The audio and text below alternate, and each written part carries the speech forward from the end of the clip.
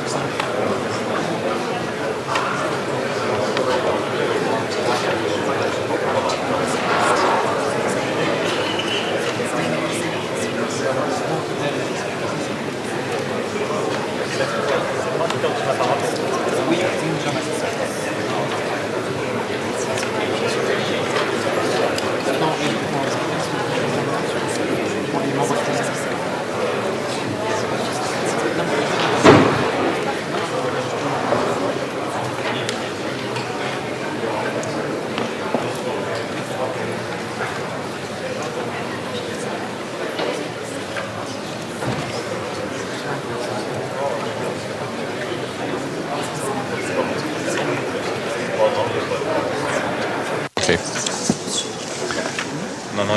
Yeah, okay. Good morning. Good morning. Доброе утро всем. И добро пожаловать на сегодняшнее заседание по формуле Ария. Перед тем, как перейти к повестке дня, я думаю, выступая от имени всех за столом президиума, хочу выразить соболезнования нашим друзьям из Новой Зеландии после этого ужасного террористического акта, происшедшего прошлой ночью. Мы потрясены тем, что случилось. Все скорбим и думаем, что наши мысли с семьями тех, кто погиб. Будем надеяться, что пострадавшие скоро восстановятся. Для нас очень важно здесь, в ООН, послать этот сигнал от всех нас. И я хочу сейчас открыть наше заседание по формуле Ария. Символическая дата, 5-я годовщина начала российской аннексии Крыма. Грубое нарушение международного права. Хочу представить докладчиков.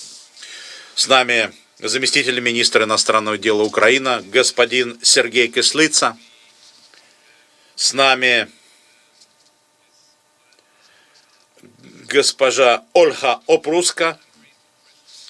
Это жена моряка. С нами господин Алим Алиев. С нами госпожа Айла Бакали, исполнительный член Всемирного конгресса крымских татар. И господин Ахтым Чиос, заместитель председателя Меджлиса крымско-татарского народа. Простите, если неправильно произнес ваши имена. Для сегодняшнего заседания, я думаю, полезно будет попросить наших докладчиков быть краткими. В то же время прошу зал задавать вопросы. И затем я предоставлю слово докладчикам для ответа на эти вопросы. Спасибо большое. И сейчас я передаю слово послу Франции. Пожалуйста, вам слово. Благодарю вас. Кристоф, дорогой, благодарю вас. Мне хотелось бы сейчас перейти к процедуре предоставления слова. В первую очередь, огромное спасибо всем докладчикам, которые прибыли сюда. И без задержек слово вице-министру иностранных дел Украины. Я благодарю его за работу с нами. Благодарю вас, господин посол, благодарю вас за эту превосходную возможность обратиться к Совету Безопасности. Уважаемые делегаты, дамы и господа, я благодарю делегации Франции, Германии, Бельгии, Польши, Соединенного Королевства и США за организацию данного мероприятия. Не имею никаких намерений повторять хорошо установленные факты, особенно те, которые были подтверждены на различных форумах, включая на Генеральной Ассамблее. Генеральная Ассамблея выступила на эту тему. Вердикт вынесен. Крымский полуостров под оккупацией. Ввиду того, что в зале присутствует делегат России, я понимаю, что мы выслушаем подготовленное выступление, которое, скорее всего, составлено в лучших традициях конгрессов Компартии СССР. Там будет рисоваться розовая картина процветающего Крыма под оккупацией. Соответственно, не буду удостаивать вниманием российскую пропаганду, не буду вести дебаты с делегатом России. Хочу напомнить российской делегации, однако, что согласно Женевской конвенции обязанности оккупирующей державы уход за оккупированной территорией. Международное сообщество имеет все основания выяснять, как Российская Федерация, оккупирующая держава, выполняет свои обязательства по Женевской конвенции. Я признателен здесь за присутствие господина Ахтема Чийгуза, который даст нам из первых уст информацию о том, что происходит в Крыму с точки зрения защиты прав человека. Однако прежде я остановлюсь на вопросах систематического характера. Убежден, что если мне будут поставлены эти вопросы, конкретная ситуация аннексии и оккупации, попытки аннексировать Крым не будет решена, сколько бы часто это не обсуждалось. Главная задача для цели нынешнего обсуждения — установить то, что международное сообщество до сих пор связь между правами человека и безопасностью определить не смогло. Раньше были такие случаи, когда Совет Безопасности был способен устанавливать такие связи. Были проблески надежды, когда в 1992 году на саммите Совета Безопасности президент России Борис Ельцин признал, что права человека не являются внутренним делом государств. Конец цитаты. Призвал Совет Безопасности подчеркнуть коллективную ответственность цивилизованного мира за защиту прав человека и свобод. Что потом произошло с разрушительным варварством Первой Чеченской войны в России, которую, к сожалению, Совет Безопасности рассматривал как внутреннее дело? Вышеупомянутое обещание президента Ельцина долго не продержалось. И кроме того, отход от этого обязательства усилился за счет действий западных стран, которые на фоне зверства России в Чечне открыли в храм прав человека Европы, в Совет Европы, дверь для России. Соответственно, решение здесь было чисто политическим. Это было сделано на фоне гибели 80 тысяч чеченцев, российских граждан. Это карт-бланш для России, для масштабных нарушений прав человека. И сейчас, почему более 10 тысяч погибших в Украине, это те, о которых не задумываются в Совете Европы, забывая об этом и думая о ценном взносе России в бюджет Совета Европы. Пользуясь возможностью, выражая признательность Франции, которая отводит серьезное внимание вопросам прав человека, мы считаем, что вполне уместно, что в контексте совместного председательства с Германией в Совете Безопасности Франция вступит в должность председателя Совета Министров Совета Европы, орган, который символически располагается в Франции. Пользуясь возможностью, предлагаю Комитету Министров с таким председательством установить связь между измерением прав человека и безопасности в международной повестке в Совете Безопасности. История нам показывает, что когда международное сообщество игнорирует права человека, оно делает это себе в ущерб. Вот война на Балканах, геноцид в Руанде, все это подтверждают. Эта тема остается столь же актуальной, как и было с Венесуэлой, как сейчас это происходит с особой озабоченностью. В этой связи вполне обнадеживает то, что международные органы разнообразные сейчас начинают обращать внимание на вопросы прав человека. Кроме того, уже принимать конкретные меры. Как вчера как раз Европарламент принял резолюцию для того, чтобы призвать к новому санкционному режиму Евросоюза в ответ на масштабные нарушения прав человека. Евросоюз сегодня также принял санкции в ответ на незаконные действия России в Керченском проливе и в Азовском море. Вместе нам прочтут лекцию о том, что важно заниматься темой прав человека со стороны одного из самых циничных нарушителей, как у себя в стране, так и за границей. Я считаю, что не будет возможным вырваться из порочного круга нарушений прав человека, если только не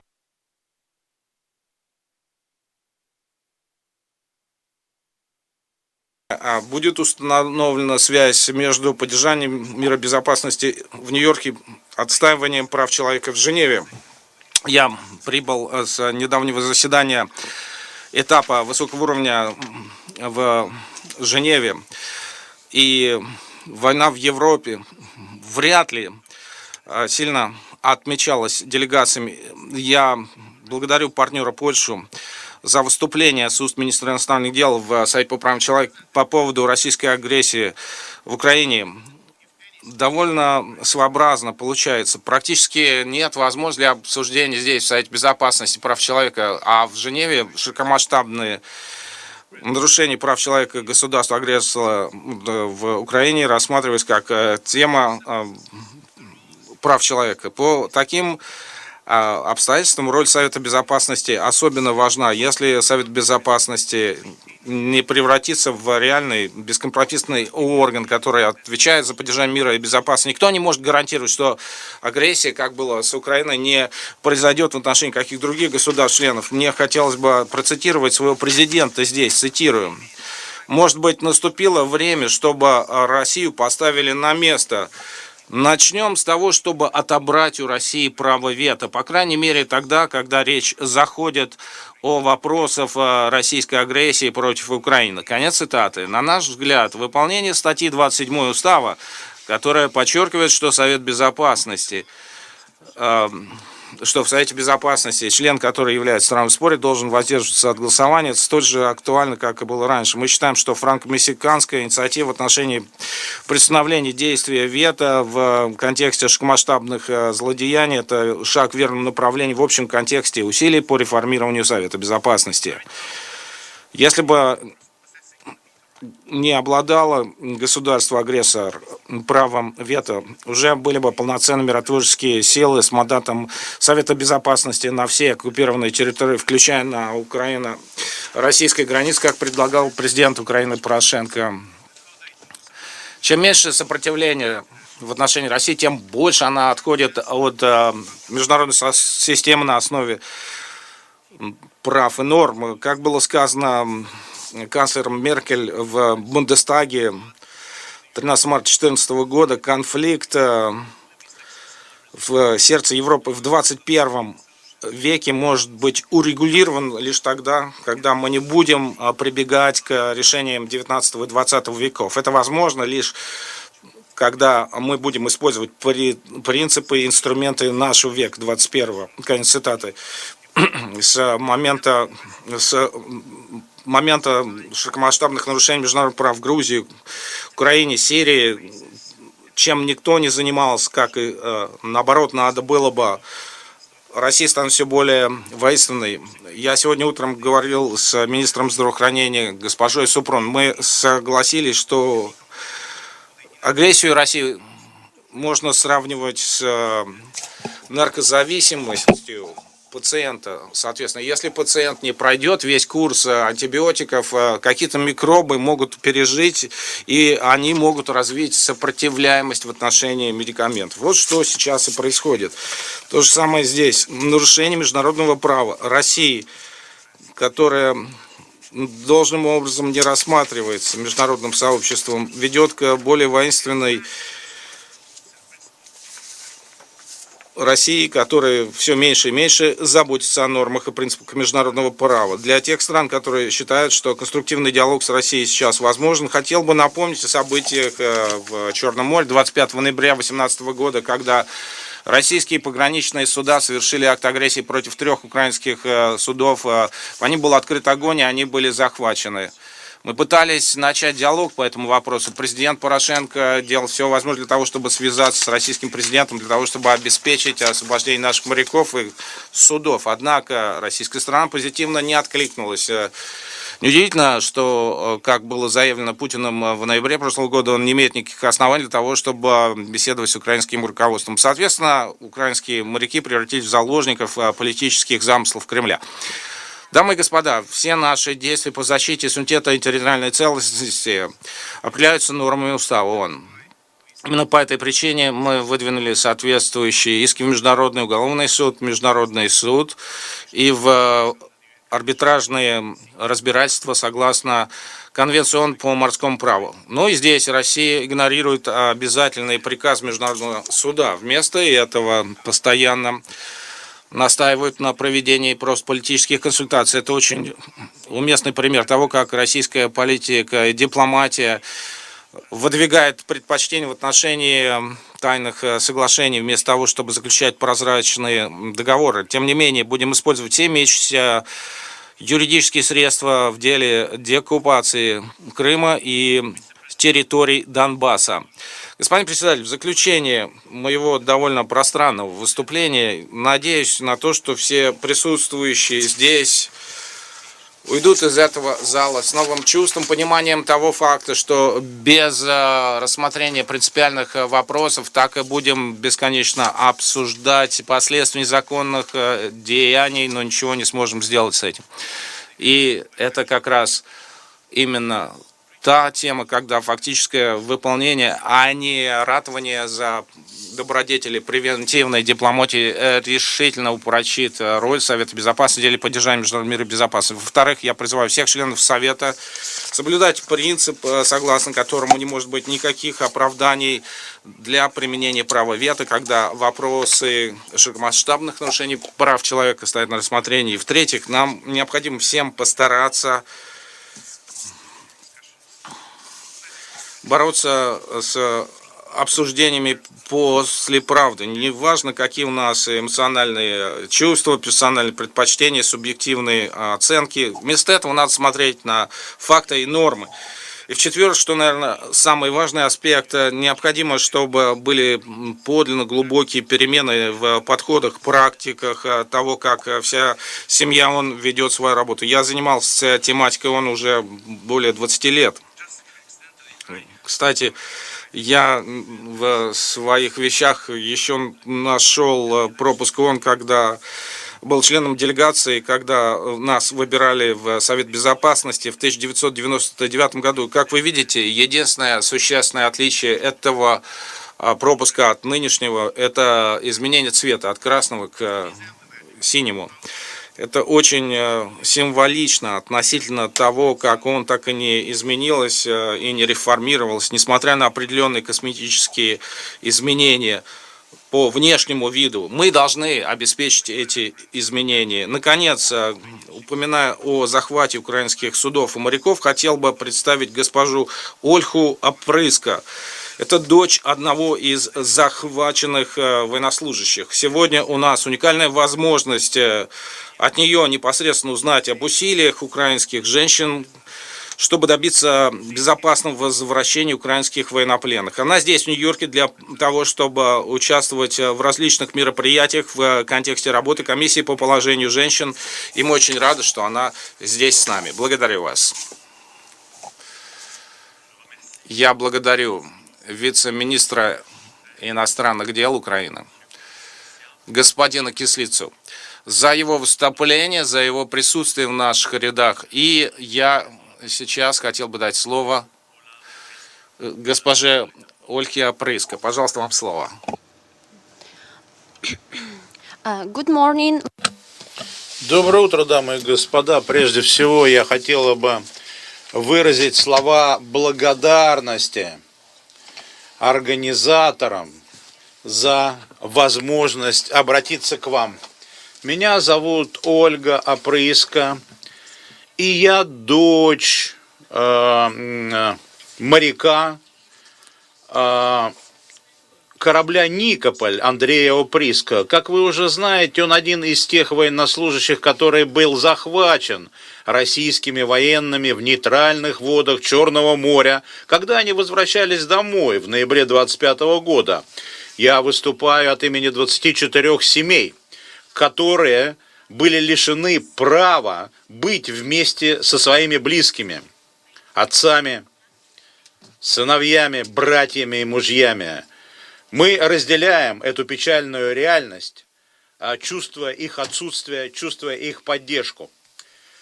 После того, как я выяснил, что произошло, я каждую секунду своей жизни живу не только для себя, но и для моего заключенного в тюрьме отца. Можете ли вы представить, насколько драматично в результате таких случаев меняется жизнь человека? Я не политик, я не дипломат, и я простой человек, который хочет жить в мире, в безопасности. Я просто дочь, которая хочет, чтобы ее отец вернулся домой, чтобы тепло обнял ее. И получилось так, что я единственный человек, который выходит на юристов, на консулов, для того, чтобы они помогли освободить моего отца из тюрьмы. Я буквально вчера узнала о том, что готовы все документы по правам человека, все требования по международным конвенциям. И я хочу сказать, что Декларация о правах человека, Женевские конвенции, Эти документы как раз и определяют обращение с военнопленными. Они должны обращаться, с ними должны обращаться как с людьми. И я прошу за своего отца, за его сослуживцев. Я прошу, чтобы с ними обращались достойно, в соответствии с требованиями этого документа. Я очень обеспокоена и даже испугана тем, что люди остались без медицинской помощи, и надеюсь на их возвращение домой. Прошу всех вас помочь им. Именно это делает нас простыми людьми. Благодарю вас, госпожа Ольга Прыска, за то, что вы нам представили очень важные факты. А сейчас выступает господин Алим Алиев, директор программы «Дом Крыма». Good morning. Доброе утро, уважаемые дамы и господа. Меня зовут Алим Алиев, я сооснователь и программный директор организации «Крымский дом». Мы занимаемся правозащитными и образовательными инициативами. В целом нами зафиксировано более 1500 случаев нарушения прав человека на полуострове за 5 лет незаконной аннексии. Среди них 66 человек находятся под стражей, 16 человек были насильственно похищены, 6 убиты по политическим мотивам. Произошел 281 случай обысков со стороны ФСБ в домах. Более сотни детей остались без отцов. И большинство из них – крымские татары. И эти нарушения вызваны новой реальностью. Это оккупация моей родной земли.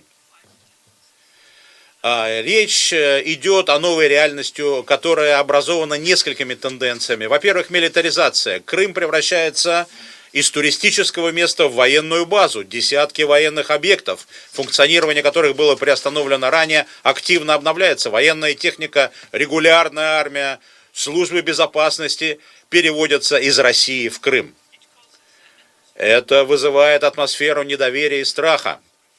Местные жители предпочитают обсуждать социально-политические вопросы в частном порядке. Никогда не делают это публично, потому что любое недовольство политикой оккупационных властей немедленно преследуется самыми различными способами. От поощряемых государством сообщений о соседях до полиции, обысков в домах, до арестов по политическим мотивам. Таким образом, полуостров отделяется от цивилизованного мира.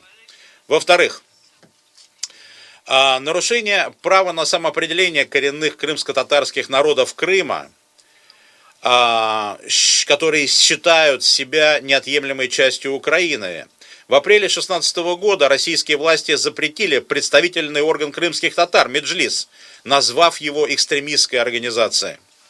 Большинство крымских татар восприняли этот запрет как посягательство на их самосознание, личность и как преследование каждого крымского татарина на полуострове. Потому что за последние 25 лет большинство крымских татар принимали участие в деятельности Меджлиса. А между тем Украина добивается значительного прогресса в признании права крымско-татарского народа, в том числе права на самоопределение. Конституционная комиссия президента Украины готовит изменения в главу Конституции «Автономная Республика Крым». Этот процесс отвечает требованиям международного права, и представительные органы Меджлиса активно участвуют в процессе разработки. Третье. Создание новой российской идентичности. Политика российских властей заключается в разрушении исторических и культурных связей между полуостровом и материковой Украиной и включение Крыма в российскую идеологическую парадигму путем принудительного участия в политических акциях, контроля за посещением избирательных участков во время выборов, принуждения людей к получению гражданства России, манипулированию историей Крыма и пропаганды в школах. Концепция так называемого крымского народа активно используется в публичном дискурсе российскими властями. Попытка объединить всех жителей полуострова, независимо от их происхождения, в противоречие к стремлению самоидентификации крымских татар и украинцев. Такая практика была и во времена Советского Союза. Советский народ, как концепция, разрушил национальную самобытность народов. Российские власти Крыма целенаправленно уничтожают крымско-татарское и материальное и нематериальное наследие, которые не вписываются в российскую идеологию. Например, Ханский дворец – важнейший объект материально-культурного наследия крымско-татарского народа. Это признано всеми. Сегодня первоначальные материалы полностью меняются современными. Четвертое. Создание пророссийских параллельных институтов. Вместо Меджлиса были созданы фальшивые крымско-татарские пророссийские политические движения. Рим, Курултай, мусульман Крыма, Керим Берлиги, Совет крымско-татарского народа. За последние несколько лет было, тем не менее, создано несколько независимых инициатив в Крыму.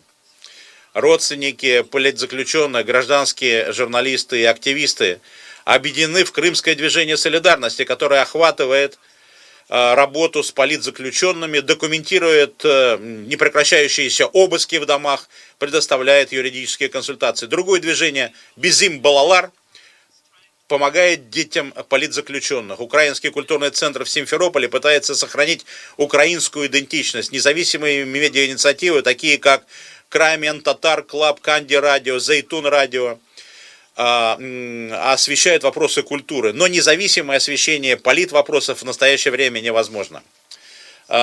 Шестое. Перемещение населения. С начала оккупации более 35 тысяч жителей покинуло Крым. Это общественные деятели, нелояльные к российской власти, крымские татары и украинцы, молодые специалисты, студенты, бизнесмены, общественные деятели, журналисты и деятели культуры. Но есть и обратная тенденция. На полуострове проживают люди с материковой России, государственные чиновники, сотрудники служб безопасности, пенсионеры и представители бизнеса. Число людей, которые прибыли в Крым, достигает 500 000 человек. И было несколько попыток изменить этнический состав в Крыму путем выдавливания коренного крымско-татарского народа.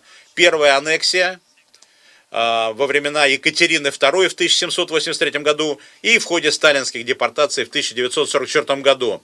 И в заключение хочу дать некоторые рекомендации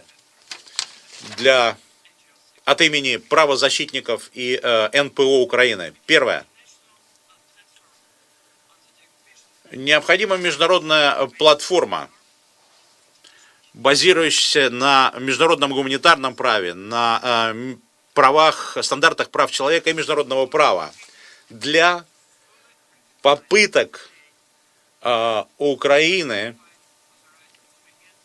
вернуть все права крымско-татарскому народу, освободить политических заключенных, обеспечить образовательные программы для представителей крымских татар и остановить незаконную аннексию и оккупацию моей родины, Крыма. Спасибо. Благодарю господина Алима Алиева за его присутствие, за выступление, за его рассказ. А сейчас выступает госпожа Айла Бакали, член Всемирного конгресса крымских татар. Пожалуйста, вам слово, сударыня. Благодарю вас. Большое спасибо за то, что вы дали нам такую возможность, которая действительно позволяет выслушать голоса коренных крымских татар Крымского полуострова Украины. Ваше превосходительство, уважаемые дамы и господа, прошло 5 лет, а Россия по-прежнему оккупирует территорию Украины с продолжающейся незаконной оккупацией Крыма. Очень уместно, что мы собрались здесь, в этом зале экономического и социального совета по формуле Арея на полях 68-й сессии комиссии по положению женщин, особенно в контексте конференции о руководящей роли женщин здесь, в ООН. В течение всех этих 5 лет мы видели, как очень многие принципиальные люди жертвовали, по-прежнему жертвуют собой, своими любимыми для того, чтобы освободить от этой оккупации Украину. Позвольте, ваше превосходительство, кратко остановиться сегодня на давней работе для того, чтобы обеспечить торжество идеалов многих коренных крымских женщин татар, которые были в первых рядах, начиная еще с депортации 1944 года до недавней оккупации Крыма. Вот 3 примера для краткости, но это не означает, что только 3 таких примера существуют. Вот эти женщины из крымских татар в самые опасные времена демонстрировали храбрость и брали на себя ответственность за действия, связанные с самыми серьезными проблемами своего времени, когда было очень мало сторонников информации и минимум ресурсов. Тем более они выполняли такие великие задачи. В 1994 году первая конференция ООН по вопросам женщин в Пекине заявила о том, что права женщин – это права человека. И в первую очередь хочу рассказать о Виджи Хашке. Это очень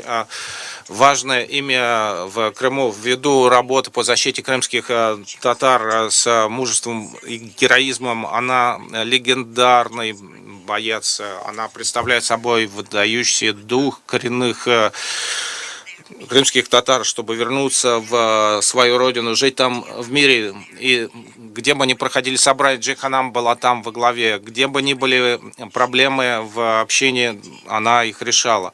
Она там присутствовала. В 1974 году советские власти попытались изгнать Виджиен и ее семью еще раз. В ответ на это она написала с апелляцией вопрос московским властям: неужели быть крымской татаркой – это преступление? И лишь после того, как легендарный советский диссидент Андрей Сахаров вмешался ради нее, тогда Кашкахам ее семью вернули нетронутыми в Крым. Потом опять ее вызвали на допрос в российское ФСБ. Она пошла туда добровольно, зная, что будет трудно, зная о том, что, может быть, она и не вернется из-под ареста. И она сказала: я не струшу и не буду никогда прятаться. Я никогда пряталась не раньше, тем более сейчас не буду это делать. Это она и сказала друзьям. Ее трагическая смерть в возрасте 82 лет после вторжения агентов ФСБ в 2017 году еще раз нам напоминает о том, что ни один татарский активист не может чувствовать себя безопасно в Крыму. Вторая женщина, не буду называть ее имя, писательница, она публикует глубокий литературный анализ, пишет стихи, обожает поэзию. В 2018 году ей представили уголовные обвинения в связи с поэмой о трагедии. Ее вызвали на допрос. Она писала стихи о милитаризации военных дней.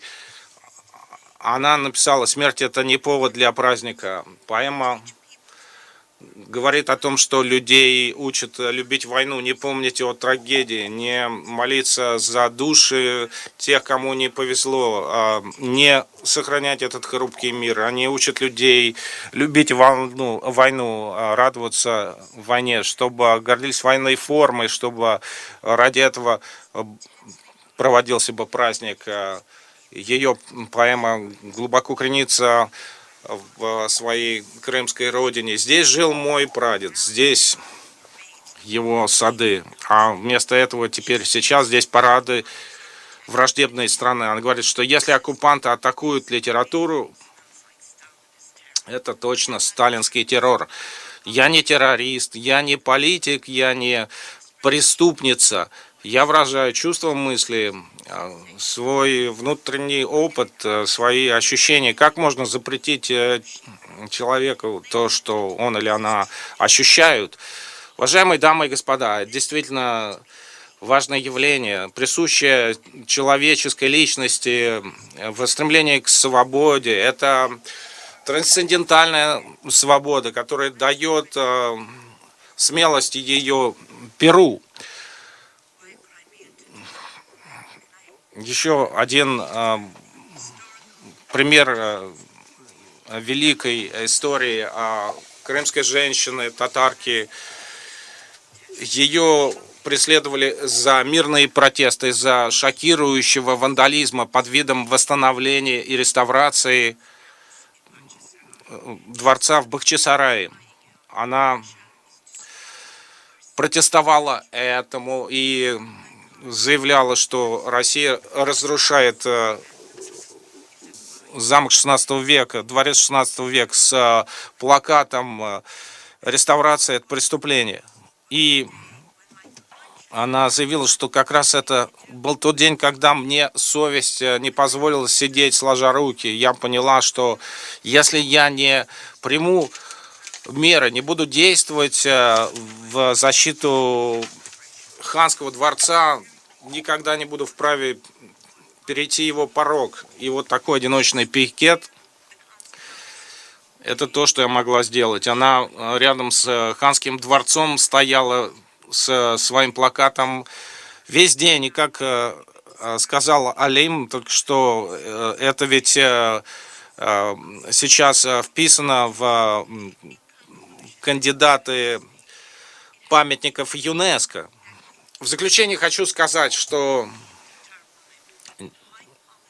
незримость в политике крымских женщин-татар все больше и больше следствие неспособности других признать их роль, их действия. Тем самым они и отсутствуют. И их роль становится очевидной лишь тогда, когда мы ее будем искать. И именно женщины, активистки из крымских татар – это неотъемлемая часть тех перемен, которые происходят в обществе крымских татар. Чтобы не допускать, например, устой патриархата в семейных кругах. И не смогу не заметить женщину из крымских татар, которая не просто ведет активную работу, она также представляет собой важную силу изменения облика сегодняшнего дня. Это Джамала, это крымская татарка. Она победила на конкурсе Евровидения в 2016 году. И знаменательно с этим конкурсом было то, что отобрали ее песню на конкурс 1944 год. Это баллада об исторжении крымских татар. И с этой песней она обратилась к 200 миллионам зрителей во всем мире и рассказала об оккупации Крыма. И никакая рекламно-сбытовая компания никогда бы не позволила добиться таких результатов. Благодарю вас.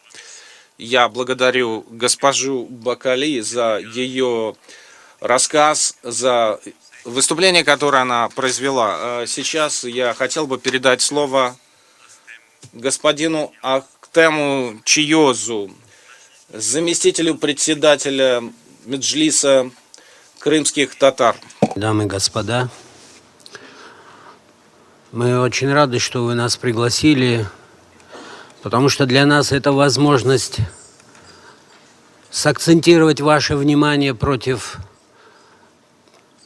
на той трагедии, в которой сегодня оказались сотни тысяч граждан Украины в Крыму. 5 лет назад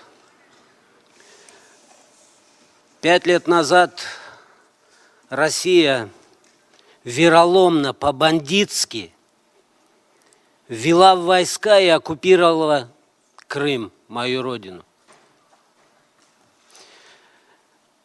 Десятки тысяч людей от Керчи до Симферополя, от Симферополя до Севастополя, это женщины, дети, старики, вышли с плакатами протеста против той военной машины, вот этих вот зеленых человечков, террористов, которые двигались дорогами нашего Крыма, говоря на 3 языках, на крымско-татарском, на русском, на украинском, что Путин, уходи, ты нам не нужен, нас не надо защищать. То, что Россия поступила таким путем, это была месть. Месть нашим гражданам в Крыму за то, что хотят жить свободно и в мире, за то, что хотят быть с Украиной. Это месть Украины за то, что Украина решила быть со всеми цивилизованными странами вместе, бороться за свое будущее и жить свободно.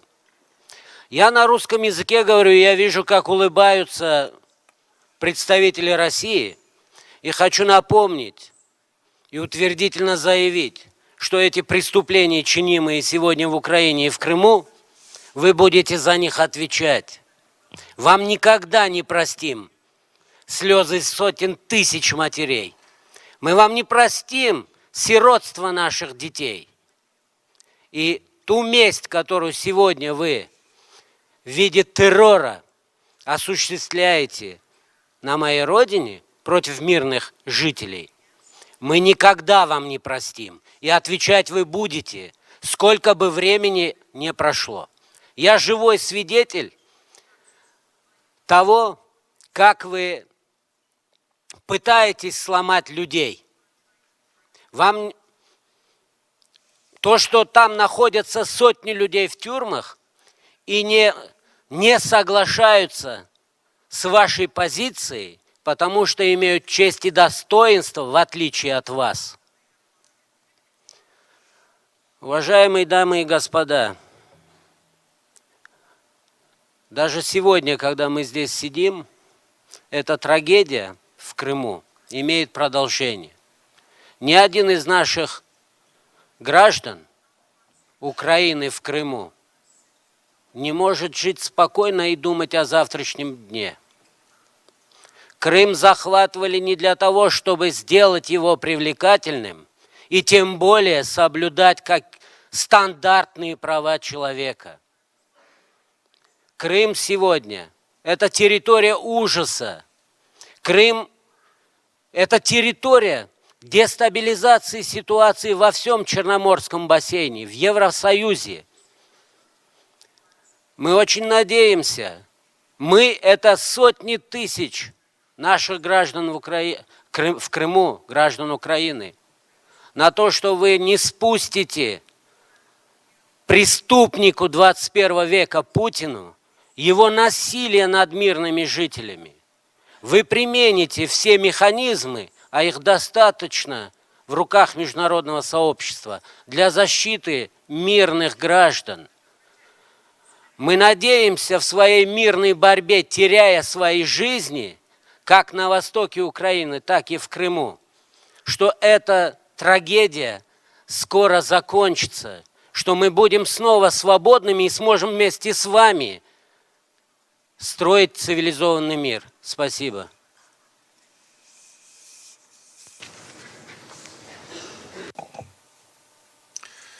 Благодарю господина Чигоза за его рассказ, за его выступление. Позвольте мне поблагодарить на этом этапе нашей работы всех тех, кто организовал вместе с нами это мероприятие по формуле АРИА. Бельгия, США, Польша, Соединенное Королевство и Германия. И я хотел бы передать им слово, а также другим членам Совета Безопасности. Начинаю с представителя Бельгии. Благодарю вас, господин председатель. 5 лет уже прошло с момента аннексии Крыма в порядке нарушений международного права. С того времени ситуация в сфере безопасности, гуманитарное положение, экономическое положение в Крыму неустанно ухудшается. Изо дня в день несоблюдение международного права и правил международного сотрудничества по-прежнему влекут за собой серьезные последствия, которые в первую очередь затрагивают положение местного населения. Последний периодический доклад Верховного комиссара по правам человека фактически сообщает о том, что положение с правами человека в Крыму по-прежнему связано с ограничениями в отношении осуществления основных прав, а также в связи с отсутствием возможности получить правосудие. И ухудшение обстановки фактически диспропорционально затрагивает этнические и религиозные меньшинства в Крыму, как мы только что сейчас слышали с уст выступавших. И в этой связи нас глубоко беспокоит то, что сообщается о запугивании и преследовании многих правозащитников, журналистов. Мы призываем Россию освободить незаконно задержанных или удерживаемых в Крыму. Что можем мы сделать перед лицом такой очень тревожной эволюции? В первую очередь мы призываем Россию осуществить резолюцию 73/263 и, среди прочего, открыть беспрепятственный и гарантированный доступ для международных наблюдателей, в частности, для комиссара по правам человека Совета Европы. Во-вторых, международное сообщество должно по-прежнему осуждать нарушение прав человека и международного права, и международного гуманитарного права, и добиваться соблюдения этого права. В этой связи необходимо, чтобы был положен конец безнаказанности и чтобы за такие нарушения преследовали. И, наконец, Совет Безопасности призван сыграть ключевую роль в качестве окончательного гаранта соблюдения всеми государствами их международных обязательств в контексте поддержания мира и безопасности в мире. И мы должны напомнить о том, что Совет Безопасности-то учредили именно для того, чтобы не допускать таких ситуаций, когда державы аннексируют территории у других стран. Господин председатель, события в Азовском море ввиду действий России, и особенно ввиду неприемлемого применения силы, свидетельствует о том, с какой скоростью может ухудшаться ситуация. Это весьма тревожит. Согласно международному морскому праву мы осуждаем любые ограничения навигации, свободу прохода Керченского пролива. Милитаризация Крыма и любое незаконное применение силы создает риск в плане дальнейшей дестабилизации ситуации в регионе. Мы призываем Россию освободить всех украинские суда, захваченные в Азовском море, а также экипажи судов. В этой связи мне хотелось бы поддержать призыв, который прозвучал здесь, в этом зале, призыв, заявленный госпожой Опрыско. Господин председатель, мне в заключение хотелось бы вновь подтвердить нашу однозначную приверженность делу суверенитета, единства и территориальной целостности Украины в международно признанных границах. Аннексия Крыма представляет собой серьезное нарушение международного права, и это нарушение не может расцениваться в качестве свершившегося факта. Мы, как международное сообщество, все призваны противостоять тем действиям, которые идут в этом направлении. Благодарю вас. Я благодарю представителя Бельгии за его выступление. А сейчас я хотел бы выступить в национальном качестве, в качестве представителя Франции. Дорогие коллеги, со своей стороны мне хотелось бы поблагодарить замминистра иностранных дел Украины, господина Кислицу, а также и госпожу Бакали, и госпожу Опрыско, и господина Алиева, и господина Чиоза за их очень красноречивые рассказы о том, что сейчас происходит в Крыму. В первую очередь мне хотелось бы рассказать о нашем видении этой ситуации, а потом предложить рекомендации. Уже говорилось о том, что прошло 5 лет с момента незаконной оккупации Крыма и Автономной Республики Крым и города Севастополь России. Несмотря на гарантии соблюдения территориальной целостности суверенитета Украины в международно признанных границах, согласно Будапештскому меморандуму, который был подписан Россией. Россия вопиющим образом нарушила принципы и цели устава ООН и делает это с 2014 года. И как раз в отличие от образа мирного Крыма, то, что мы слышим сегодня, говорит о том, что происходит систематическое широкомасштабное преследование несогласных, всех тех, кто выступает против этой незаконной аннексии. Среди тех, кого преследуют российские власти, мужчины и женщины из татарской общины платят особо значительную цену. Эти серьезные неоднократные нарушения прав человека, участники этого заседания говорили уже об этом, включая о исчезновениях, дискриминации. Все это неотъемлемые черты оккупации Крыма. Наконец, вопиющее нарушение суверенитета и территориальной целостности привело к обострению региональной напряженности, в частности, в Керченском проливе, в Черном море, Азовском море.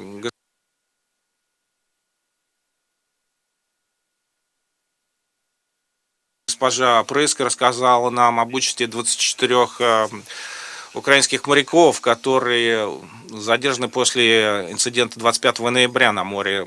По этому случаю Россия применила силу в диспропорциональном отношении. Помимо этого инцидента проводятся чрезмерные инспекции в Керченском проливе с весны прошлого года. Сейчас как никогда необходимо, чтобы как торговые суда, так и военные имели бы право свободного, беспрепятственного и гарантированного прохода. Сейчас хотелось бы остановиться на предложениях в отношении того, как следовало положить конец этой незаконной аннексии украинской территории. В первую очередь нужно по каждому случаю на всех форумах, международных, региональных, напоминать о том, что Крым и город Севастополь – это неотъемлемая часть территории Украины. Наша ответственность связана с тем, чтобы вести решительную борьбу с стратегией свершившихся фактов, требовать того, чтобы страна-агрессор не получила бы результаты от своих незаконных опасных действий в регионе. Каждая мера, о которой говорится здесь, это часть основ международного мира и стабильности. Во-вторых, нам необходимо по-прежнему обращать внимание на положение с правами человека в Крыму. Фактически незаконная аннексия и грубые неоднократные нарушения прав человека тесно с этим переплетаются. Российские власти пытаются заставить замолчать всех тех, кто имеет смелость выступать против этой незаконной аннексии. И нам нужно сделать так, чтобы не позволить этой стратегии замалчивания и изоляции состояться. Наконец, нам необходимо сделать так, чтобы ослабить напряженность в Азовском и Черном морях. Необходимо обеспечить незамедлительное, безусловное освобождение 24 моряков, задержанных в России, а также возвращение их судов в результате морского инцидента в ноябре прошлого года. Дорогие коллеги, несмотря на то, что некоторые попытаются нам представить, нынешний конфликт отнюдь не результат так называемого замысла западных держав. Нужно называть вещи своими именами. Речь идет о том, что в этом конфликте есть страна-агрессор и страна, которая подверглась агрессии. Независимо от того угла зрения, с которым мы будем подходить к этому кризису, ведь не Украина, кто нарушил суверенитет России, ведь не российскую территорию захватила незаконно Украина, ведь не Украина захватила моряков России после того, как захватила их суда. Поэтому важно, чтобы Россия сделала незамедлительно первые шаги, вернулась и отказалась от политики, которая вопиющим образом противоречит с принципами, на которых зиждется Организация Объединенных Наций и принципах, которым заявляет приверженность Россия. И наша задача как раз двигаться в этом направлении. Благодарю вас. Сейчас возвращаюсь к своим функциям председателя и хочу дать слово представительнице Польши. Спасибо, господин председатель. Хотел бы вначале поблагодарить заместителя министра иностранных дел господину Кислицу, господина Алиева, господина Чайхоза за то, что поделились своими выступлениями. Позвольте поделиться и нам некоторыми мыслями. Мы отмечаем 5-ю годовщину начала аннексии. Мы должны выступать в защиту принципов территориальной целостности и нерушимости границ. Сегодня надо сфокусировать наше внимание на Крыме, где действия одного постоянного члена Совета Безопасности угрожают самому существованию суверенного государства. Российская агрессия против Украины противоречит уставу ООН. Польша полностью поддерживает украинский суверенитет, территориальную целостность, включая морские границы. Позвольте напомнить всем нам, что суверенитет и территориальная целостность Украины поддержана Генеральной Ассамблеей. 5 лет тому назад была принята резолюция 68-262. Мы призвали соблюдать статью 2 Устава ООН относительно того, что необходимо воздерживаться от угрозы или использования силы. Мы серьезно обеспокоены российскими попытками консолидировать незаконную аннексию Крыма, проведение выборов, подготовку и законодательных органов и другие действия Российской Федерации. Мы осуждаем использование России военной силы против Украины, против украинских кораблей 25 ноября прошлого года. И это на фоне продолжающейся милитаризации этой области. Призываем дать возможность использовать права навигации украинским кораблям в Керченском проливе. Призываем к скорейшему безусловному освобождению моряков и кораблей. Это поддержано Генеральной Ассамблеей была принята резолюция «Проблема милитаризации Автономной Республики Крыма и города Севастополя, а также частей Черного моря и Азовского моря». Аннексия России Крыма, составной части Украины, прекрасный пример нарушения принципов международного права. 30 марта 2014 года был проведен незаконный референдум о статусе Крыма. Он остается незаконным до сих пор. Но вне зависимости от того, как долго это будет продолжаться, мы будем настаивать на этом. Суверенные права в отношении Крымского полуострова не имеют никаких правовых оснований. Все государства несут обязанность не признавать нарушения обязательств, связанных с таким понятием, как нарушение агрессии. Речь идет о специфическом характере этих обязательств. Непризнание не является политическим решением, это правовое обязательство. Признание Украины как частью России уже серьезное нарушение международного права, поскольку это форма поддержки государства в попытке легализовать незаконное положение дел.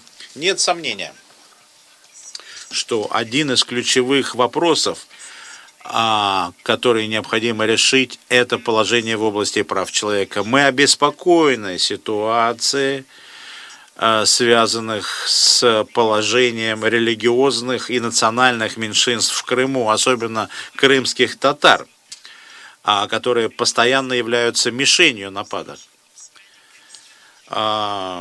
Российские власти под предлогом распространения экстремизма закрыли Меджлис, представительный орган крымских татар. Призываем Россию соблюдать обязательства по международному праву прав человека. В заключение, господин председатель, хочу подчеркнуть, вся работа, проделанная мониторинговой миссией по правам человека со стороны Верховного комиссара по правам человека, преследовала главную цель – оценить ситуацию в области прав человека, предоставить поддержку правительству Украины в поощрении и защите прав человека. Сожалеем, что миссия не получила доступа на территорию Крыма. Ожидаем, что ОБСЕ и другие институты будут продолжать заниматься этим вопросом. Поэтому необходимо предоставить беспрепятственный доступ представителям ОБСЕ на территорию полуострова. Спасибо, господин председатель. Благодарю представителю Польши за выступление. А сейчас слово представителю Соединенных Штатов Америки. Благодарю вас, Франсуа. И прежде чем я перейду к своему выступлению по Крыму, Соединенные Штаты решительно осуждают сегодняшнее нападение в Новой Зеландии, в Крайстчерче. Мы в мыслях и молитвах с семьями погибших и вместе с правительством Новой Зеландии в борьбе с такими злодеяниями ненависти. Благодарю вас, Франция и Германия, за вашу ведущую роль по организации этого мероприятия. Благодарю тем выступал здесь с рассказами. Мы очень рады быть соинициаторами этой встречи. В первую очередь хочу откликнуться на слова госпожи Апреск. Мы присоединяемся к другим с призывом в адрес России для того, чтобы незамедлительно освободить суда и экипажи, которых захватили в ноябре. 5 лет тому назад Россия провела квазиреферендум на Крымском полуострове для того, чтобы попытаться оправдать аннексию. Акт, который США, международное сообщество широко осудили. Мы отклоняем российскую ложь и усилия для того, чтобы закрепить захват украинской территории. Как было заявлено госсекретарем Помпео, мы не признали, не будем придавать претензию на аннексию Крыма России. Недавно, когда говорил об оккупации в прошлом месяце секретарь Помпео, Крым – это Украина, и Крым должен вернуться под контроль Украины. Мы ни с чем, кроме полного восстановления контроля над украинской территорией Украины, не согласимся. Российская оккупация – это катастрофа для украинского народа. Они все более и более изолируются от мира. За последние 5 лет Россия ведет кампанию насилия, преследуя всех тех, кто против аннексии. Украинский народ столкнулся с утратой экономических перспектив, в то время как российская клектократия занялась разграблением крымских ресурсов. Десятки убийств и очевидных исчезновений людей имели место с начала оккупации. Все это не урегулировано. Неизвестно, что произошло. Многие задержаны. Украинские узники совести, их более 70, их число растет. Мы решительно осуждаем использование России своей юридической системы для того, чтобы заставить людей замолчать. Призываем, чтобы освободили.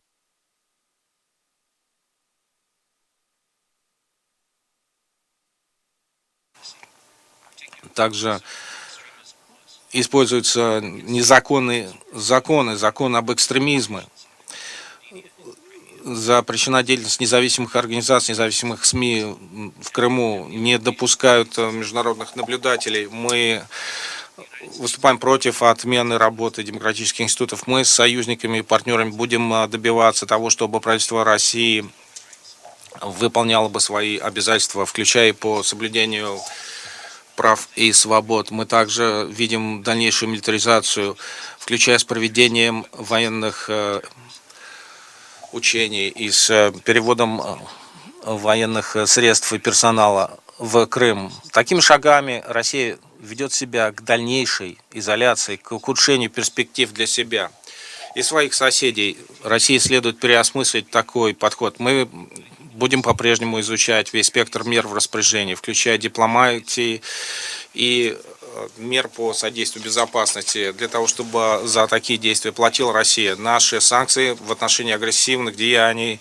будут сохраняться, пока не будет полностью возвращен Крым, пока не будут полностью выполнены Минские соглашения. Мы не согласны с действиями, которые осуществляет незаконно Россия, и не хотим, чтобы другие соглашались бы со статусом Крыма. Нам необходимо вместе осуждать грубую оккупацию Крымского полуострова, не давать легитимизации такой аннексии украинской территории. Благодарю вас за внимание. Благодарю представителя Соединенных Штатов за выступление, а сейчас слово представителю Соединенного Королевства. Спасибо, господин посол. Хочу присоединиться к тем, кто выразил глубочайшие соболезнования в связи с ужасающим терактом в Новой Зеландии. И возвращаясь к Крыму, я хочу поблагодарить замминистра Кислицу. Ваше присутствие, ваше выступление очень убедительно. Хочу поблагодарить докладчиков, госпожу Апрыску, ваши мужественные слова в отношении скорейшего освобождения вашего отца. Господин Алиев очень убедительно показал, как Россия пытается изменить положение на местах. Госпожа Бакали пролила свет на борьбу женщин крымско-татарских, и господин Чайхоз. Спасибо за ваше убедительное выступление. Благодарю вас за мужество, за смелость, за то, что поделились мыслями и опытом здесь, в СБ ООН. Пользуясь возможностью, хочу вновь подтвердить поддержку со стороны Соединенного Королевства целостности, суверенитету Украины. Сегодня 5-я годовщина захвата России Крымского полуострова.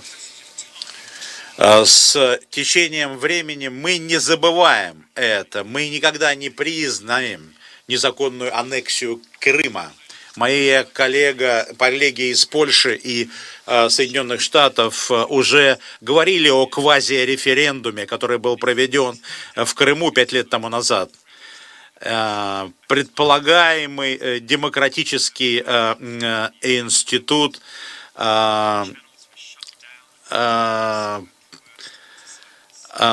проходил и готовился на фоне полного закрытия СМИ, передач радио и телевидения и многих других вещей. Те, кто голосовал, за ними более 30 тысяч армии агрессора, военнослужащих наблюдали. Россия постоянно использует многогранное преследование и давление использует своих представителей на местах. Россия выдворила украинских граждан с территории Украины, заменив их российскими гражданами. Несколько ораторов сегодня уже упоминали события, которые произошли в ноябре прошлого года в Азовском море. Это свидетельство того, что Россия не будет колебаться в применении самых жестких тактик в отношении Украины.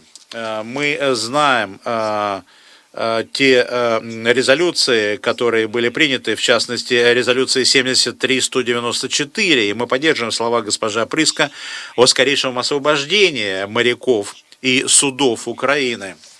Мы готовы оказывать дальнейшее давление на Россию, если будут дальнейшие шаги, угрожающие независимости Украины. Госпожа Бакали, господин Чиос говорили о систематическом преследовании народов Крыма, особенно крымских татар. Эта тенденция продолжается, и им не дают возможность высказаться.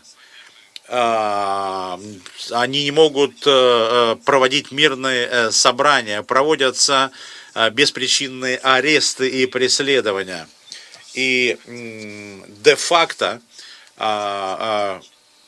Россия подвергает заключенных пыткам и незаконным задержаниям. Необходимо освободить всех заключенных: Пабло Ахара и Адима Бакирова.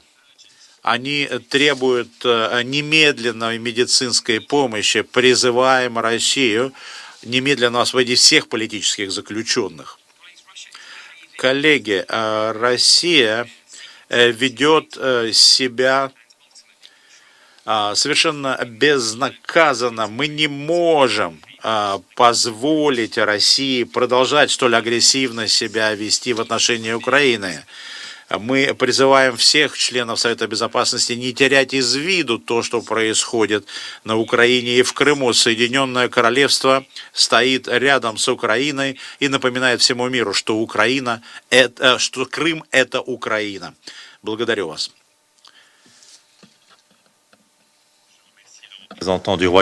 Благодарю представителя Соединенного Королевства за вступление. Сейчас слово представителю Кувейта.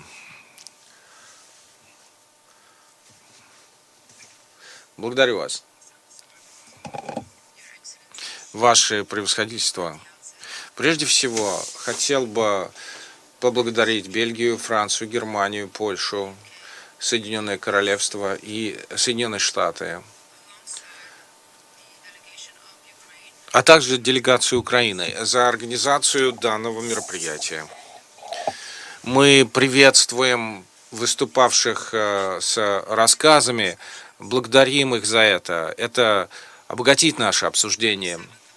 27 марта мы голосовали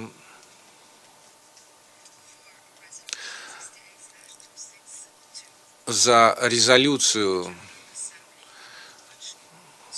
262 на Генеральной Ассамблее, в которой было подчеркнуто, что референдум по Крыму и в Крыму, в городе Севастополе, не может рассматриваться в качестве основы для аннексии автономной Крымской Республики или города Севастополя, поскольку этот референдум был незаконным.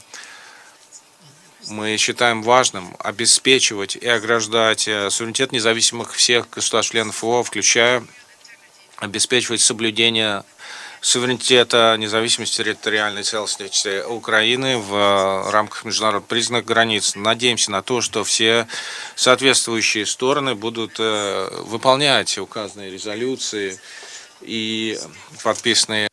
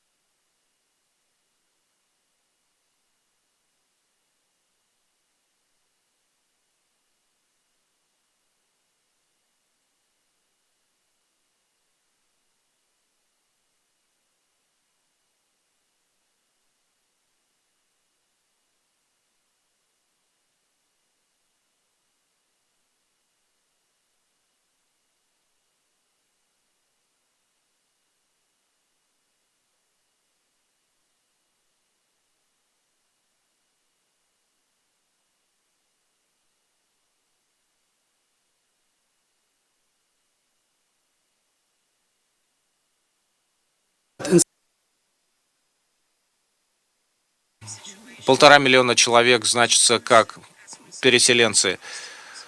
Положение ухудшается, недостаточно гуманитарной помощи. Очень важно обеспечить доставку гуманитарной помощи во все затронутые места для того, чтобы улучшить положение всех тех, кто там проживает. Кроме этого, мы призываем к мирному урегулированию положения на востоке Украины в соответствии с резолюциями Генассамблеи Совета Безопасности по этому вопросу, а также на основе Минского соглашения. Это единственная основа для урегулирования этого кризиса с использованием посреднических усилий, к которым с уважением относятся соответствующие стороны и международное сообщество. Благодарю вас. Благодарю представителя Кувейта за выступление. А сейчас выступает представитель Перу. Gracias. Спасибо, господин председатель. Прежде всего, Перу присоединяется к правительству и народу Новой Зеландии. Выражаем свои соболезнования в связи с тем, что там произошло. Мы благодарим за созыв этого заседания по формуле Ария и за доклады по ситуации в Крыму. Перу убеждена, что международные отношения должны базироваться на уважении к международному праву, на международных договорах и уважении прав человека. Использование или угроза использования силы, нарушение территориальной целостности государств не могут быть оправданы ни в каком случае. В этом смысле хотели бы еще раз от имени нашей страны заявить о том, что мы выступаем за независимость, территориальную целостность и суверенитет Украины в соответствии с целями и принципами Устава ООН, а также резолюция 68-262 Генеральной Ассамблеи. С глубокой обеспокоенностью мы наблюдаем за сложными, нестабильными отношениями между Российской Федерацией и Украиной и последствиями этих отношений для региональной стабильности. В частности, особенно сожалеем,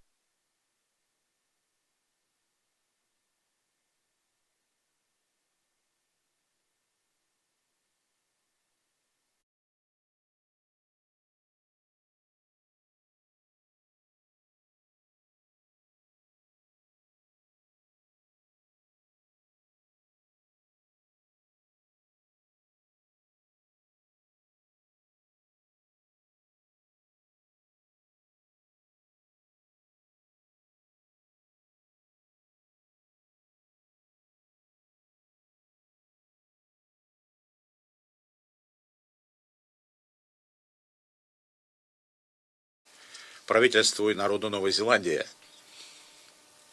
в связи с этим ужасным терактом. Господин председатель, мы благодарим докладчиков за их информативные брифинги. Стороны конфликта в скорейшем времени нуждаются в том, чтобы достичь компромисса и положить конец боевым действиям на востоке Украины и особенно в Крыму. Призываем все стороны к диалогу, консолидации усилий, сотрудничеству в наилучших интересах стабильности народов и более широкого региона. Южная Африка исходит из того, что единственным способом снижения эскалации напряженности это разрешение противоречий и достижение долгосрочных решений. Эскалация, угроза, использование силы, насилие только подрывают перспективы мирного процесса. Господин председатель, продолжающийся конфликт имеет не только политические и дипломатические последствия, но а также социально-экономические и гуманитарные последствия. А продолжающиеся споры усугубляют гуманитарные условия жизни на местах, которые затрагивают наиболее уязвимых представителей общества. Убеждены, что женщины и дети составляют непропорциональное количество жертв в конфликтных ситуациях. Призываем стороны обеспечить защиту и гарантии прав женщин и детей. В этом отношении Южная Африка призывает стороны создать благоприятные условия для снижения гуманитарного кризиса, который потенциально может негативно влиять на нынешнюю политическую ситуацию. Я благодарю вас, господин председатель. Я благодарю представителя Южной Африки за его выступление и предоставляю слово представителю Экваториальной Гвинеи. Большое спасибо, господин председатель. Мы благодарим организаторов за организацию этого важного заседания. Мы также приветствуем докладчиков за их подробное выступление. Господин председатель, в феврале, когда мы были председателями в Совете, мы проводили заседание, посвященное очередной годовщине Минских соглашений. Была принята соответствующая резолюция, в том числе и в Генеральной Ассамблее. Члены Совета напомнили, что через 4 года ни одно из положений Минских соглашений не выполняется. Экваториальная Гвинея считает, что единственным способом выхода из этой ситуации это полное выполнение Минских соглашений. Выполнение обязательств связано с достижением мира на Украине. Разрешение этой ситуации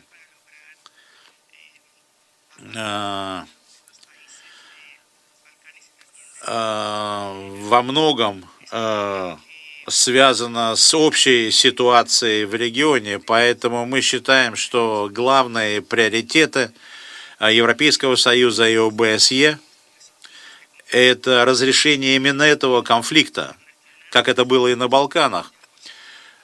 Поэтому стороны должны иметь возможность найти путь к долгосрочному решению. Необходимы инструменты, которые бы помогли сторонам разрешить эти противоречия. Стороны должны проявить свою политическую волю, и в этом смысле призываем стороны использовать имеющиеся методы для разрешения конфликта. Это Нормандский квартет и другие элементы, а главное выполнять Минские соглашения. Господин председатель, с обеспокоенностью следим за том, как влияет эта ситуация на гражданское население, на права человека, на экономическое положение, особенно с точки зрения женщин и детей. В этом контексте осуждаем любые нападения на гражданских лиц, на гражданские объекты, призываем стороны выполнять обязательства на основе международного гуманитарного права, принять все необходимые меры для обеспечения доступа гуманитарным работникам в необходимые места. Высоко оцениваем работу гуманитарных организаций, включая Красный Крест, за ту работу, которую они делают. В заключение, еще раз заявляем, что единственное мирное решение возможно через прямые, откровенные переговоры для того, чтобы найти справедливое окончательное решение, найти примирение между различными группами, как в самой Украине, так и между странами региона. Спасибо. Я благодарю представителя Экваториальной Гвинеи за ее выступление. И сейчас я предоставляю слово Кот-д'Ивуару. Благодарю вас, господин председатель. В первую очередь, моей делегации хотелось бы со своей стороны выразить свои глубокие соболезнования правительству народу Новой Зеландии в связи с терактом, который повлек за собой гибель многих невинных жертв. Кот-д'Ивуар исходит из того, что диалог – это первоочередное средство мирного урегулирования споров между народами и странами, какими сложными они ни были. Соответственно, мы готовы поддерживать любые инициативы, которые бы обеспечили бы откровенный, трудный диалог для того, чтобы добиться сторонам в споре урегулирования на взаимоприемлемой основе. Именно по этой причине мы принимаем участие в работе заседаний по формуле АРИЭ, которая совместно организована Бельгией, Польшей, Германией, Соединенным Королевством, Соединенными Штатами и Украиной для того, чтобы найти возможности урегулирования вопроса в Крыме. Мы признательны замминистра иностранных дел Крыма, а также замминистра иностранных дел Украины, а также другим, кто выступал с рассказами. Господин председатель, положение в этой связи угроза, которая опасна для стабильности региона. Мы призываем все стороны вернуться к диалогу, воздерживаться от любых инициатив, которые могут далее усугубить положение в регионе, который без того серьезно пострадал. Необходимо обеспечить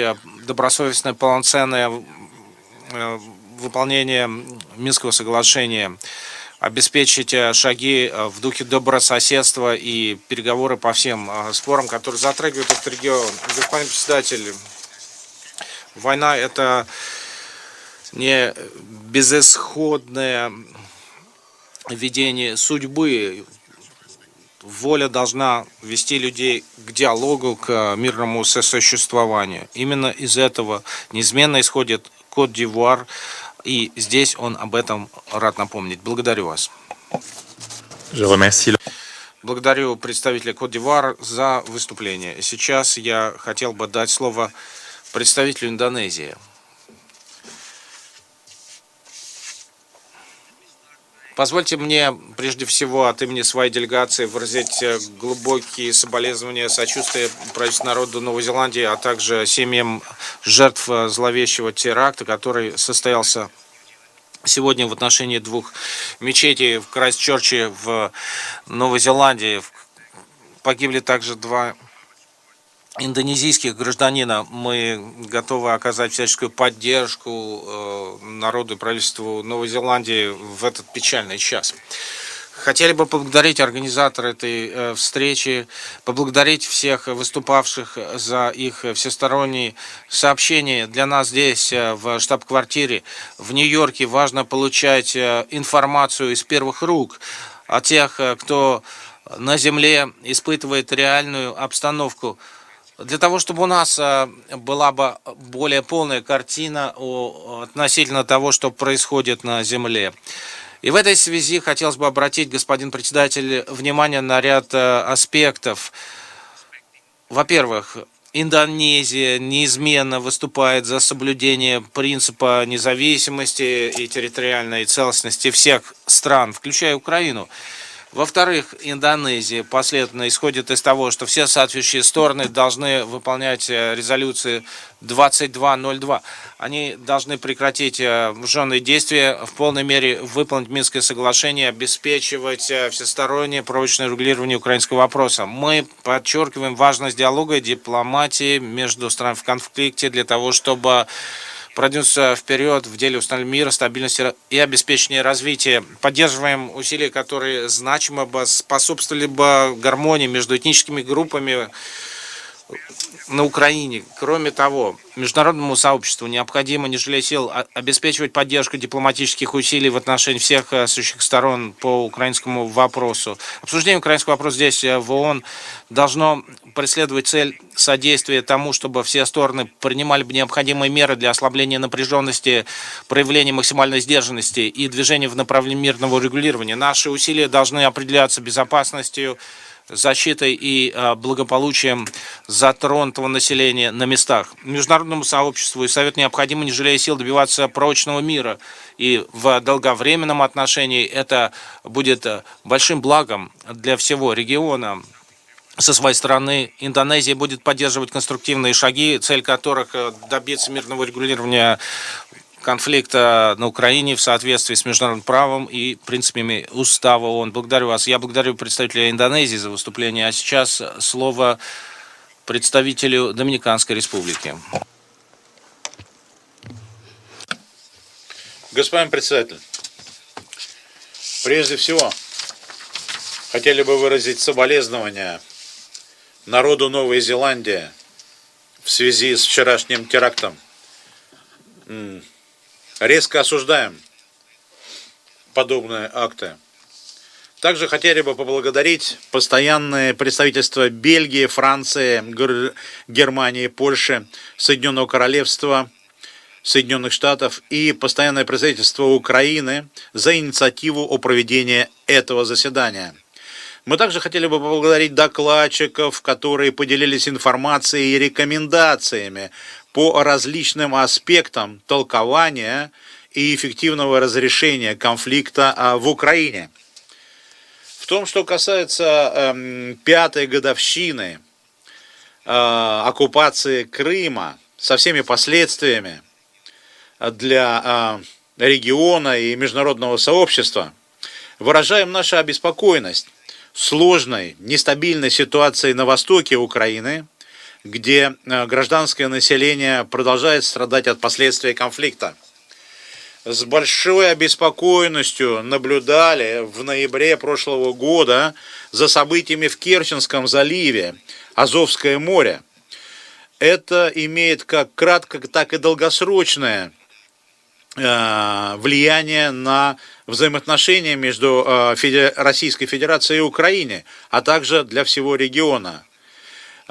Призываем проявлять сдержанность, избегать эскалации, действовать в соответствии с международным правом, принципом мирного разрешения споров. Призываем все стороны уважать Конвенцию ООН по морскому праву.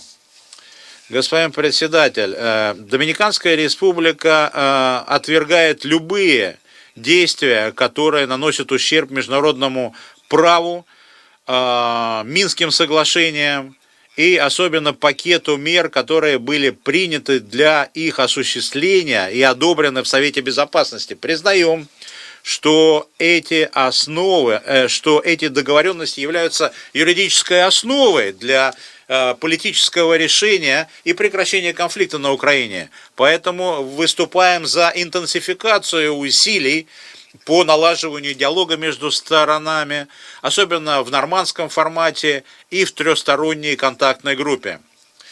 Мы надеемся, что стороны этой тяжелой ситуации будут полностью применять резолюцию 2202 от 2015 года, где подтверждается ответственность сторон. Хотели бы воспользоваться возможностью и отметить важность работы, которая проводится на местах мониторинговой миссии ОБСЕ. Это помогает предупредить любые новые угрозы, нормам международного права в этом конфликте. Мы также надеемся, что продержится диалог в нормандском формате в рамках трехсторонней контактной группы. Мы глубоко обеспокоены последствиями конфликта. С мест сообщают о 2500 погибших. Огромное количество людей покинуло свои дома. Мы упоминаем такие цифры, как 1,6 миллионов внутренних перемещенных лиц. Господин председатель, мы выражаем глубокие соболезнования близким жертв и призываем к мирному разрешению конфликта. Таким же образом присоединяемся к усилиям тех, кто пытается определить ответственных за нарушение международного права и призвать их к ответу. Наконец, Доминиканская республика в соответствии с уставом ООН говорит о поддержке независимости, территориальной целостности и суверенитета Украины. Мы отвергаем любые нарушения международных норм, особенно в том, что касается международного гуманитарного права. Большое спасибо. Я благодарю представителя Доминиканской республики, и сейчас я предоставляю слово представителю Российской Федерации. Спасибо, господин председатель. Прежде всего, хотел бы высказать соболезнования братскому народу Новой Зеландии в связи с произошедшей в городе Крайстчерч страшной трагедией. Мы осуждаем это преступление, его необходимо расследовать и предотвратить возможность таких проявлений в будущем. Надеемся, что все раненые скоро придут в себя и поправятся.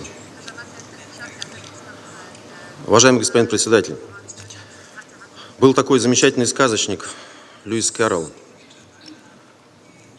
В его самой известной сказке «Алиса в стране чудес» речь идет о маленькой девочке, описывающей свои сновидения и выдающей их за реальность. У меня такое впечатление, что сегодняшнее мероприятие проводят такие же Алисы, рассказывающие нам о том, что им грезится. Грезится в основном страшное, отталкивающее. За 5 лет, прошедших с момента так называемой революции достоинства, а на самом деле с момента госпереворота в Киеве, таких сказочников на Украине и вокруг нее расплодилось много. Госпоже Бакали, участвующей в подобных мероприятиях, если я не ошибаюсь, второй раз, уже можно вручать премию. У вас явно литературный дар и очень богатое воображение. Но господин Чихос наступает вам на пятки, поскольку у него еще и артистический талант. Мы ничего не имеем против сказок, даже страшных. В конце концов, это отдельный литературный жанр. Проблема в том, что эти сказки, сознательно или нет, воспринимаются многими нашими впечатлительными партнерами за чистую монету. На их основании делаются выводы и принимаются меры. Давайте проведем небольшой эксперимент. Пусть поднимут руки те в этом зале, кто был в Крыму после его воссоединения с Российской Федерацией.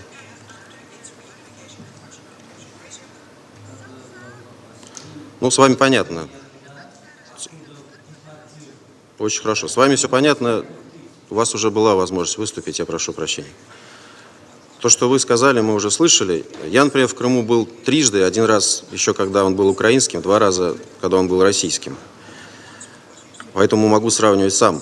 А к вам, позвольте, ко всем вопрос. На каком основании вы можете судить о жизни территории, на которой вы не были, и о которой вы на самом деле ничего не знаете и узнать не стремитесь? Что вам мешает приехать в Крым? Вопреки тем бредням, которые мы услышали уже не в первый раз, Крым – абсолютно открытый российский регион. Мы приглашаем туда всех, потому что скрывать в Крыму нам нечего. При наличии российской визы попасть туда нет никаких проблем. Украина, правда, через свою границу с лета 2015 года иностранцев в Крым не пускает, но есть другие способы. Дорогой Марк, мы всех зовем в Крым, только не едут они. Не хотят, боятся, видимо, увидеть что-то такое, что трудно потом будет описывать в негативном плане. Более того, гостям на этом курорте очень рады. Только в прошлом году рост числа приезжих составил 28%. И Крым посетило 6,8 миллиона человек. Из них, кстати, 1 миллион украинцев. Каждый год число украинцев увеличивается примерно на 200 тысяч.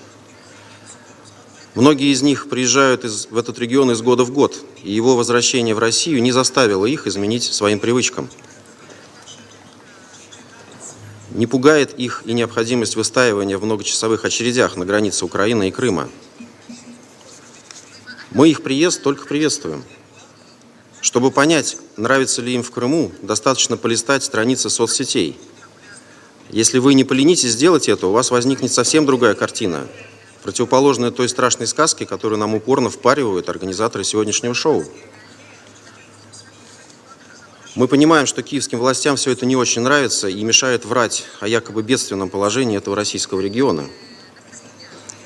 В Раду, в частности, в конце 2018 года был даже внесен законопроект, запрещающий украинским чиновникам посещать Крым, чтобы, цитирую одно из украинских СМИ, они не могли публично говорить о благополучной обстановке на полуострове.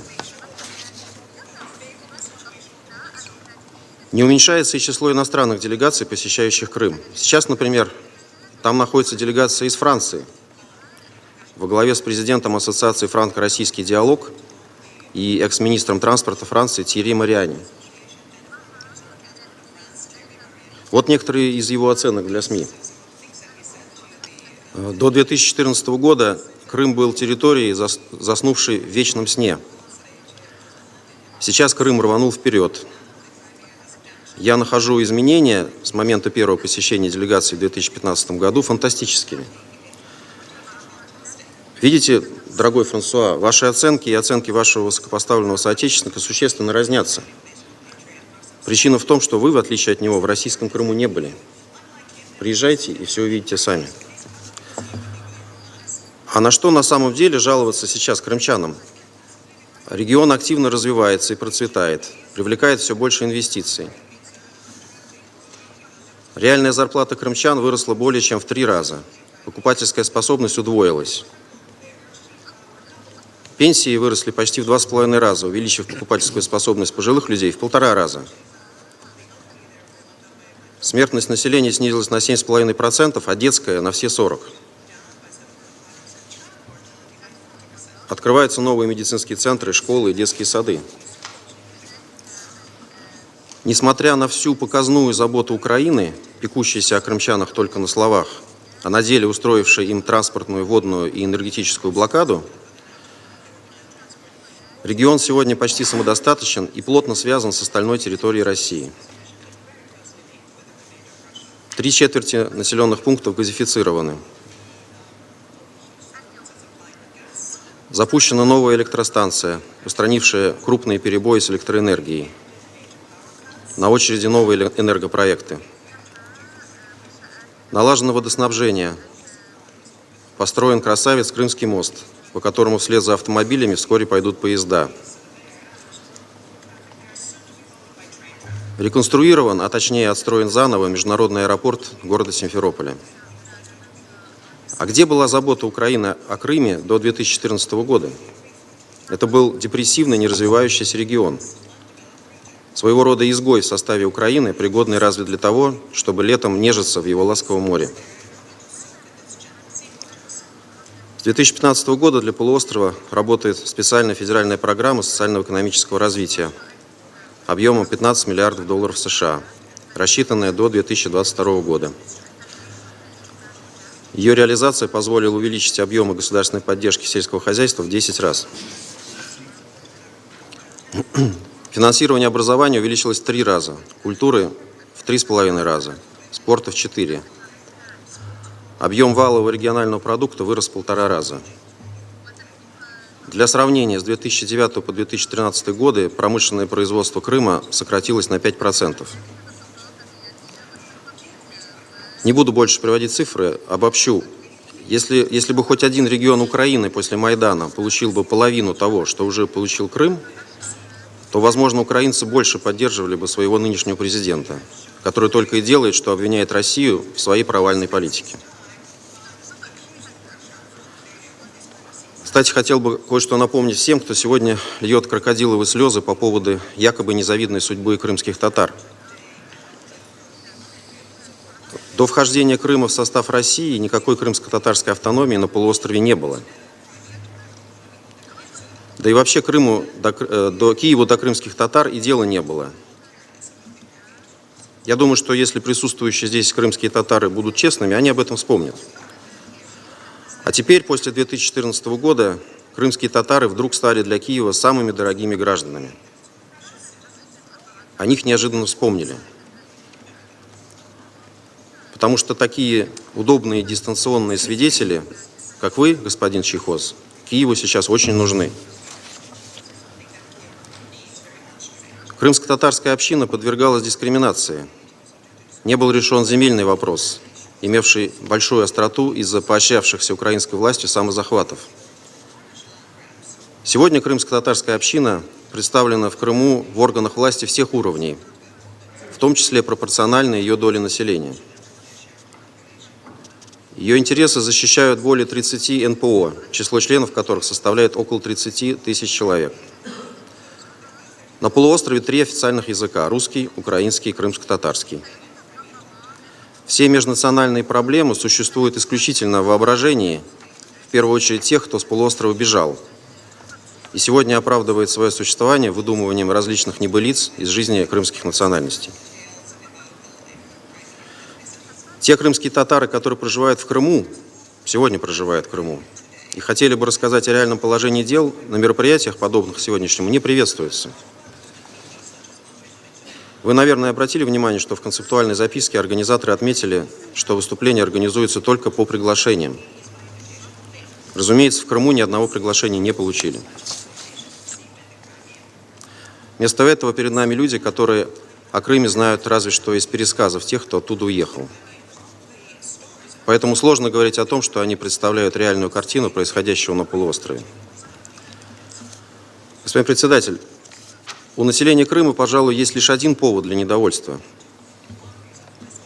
Большая часть международного сообщества по наускиванию майданных властей делает вид, что самих крымчан как бы не существует, а на процветающем полуострове якобы расположена российская тюрьма народов, где томятся скучающие по Киеву украинцы и татары. По этой причине, в частности, крымчанам применяется абсолютно недопустимая визовая дискриминация, которая сродни дискриминации по национальному признаку. Непонятно, насколько это соотносится с европейскими ценностями. Это, конечно, досадно, но все познается в сравнении. Потому что перед глазами у крымчан пример Донбасса, в котором проживает меньший процент русскоязычных жителей.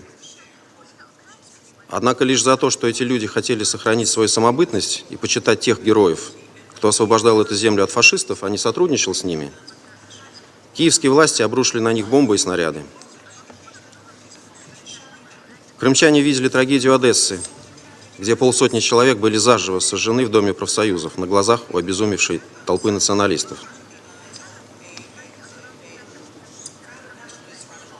Они видели унижение бойцов спецназа «Беркут», которые честно выполняли свой долг, и которых лишь за это обвинили во всех смертных грехах, включая убийство, и даже не дали оправдаться. Крымчане видят правовой беспредел, царящий на некогда родной им Украине, где никакие преступления не расследуются, инакомыслие подавляется, и все это списывается на мифическую российскую агрессию.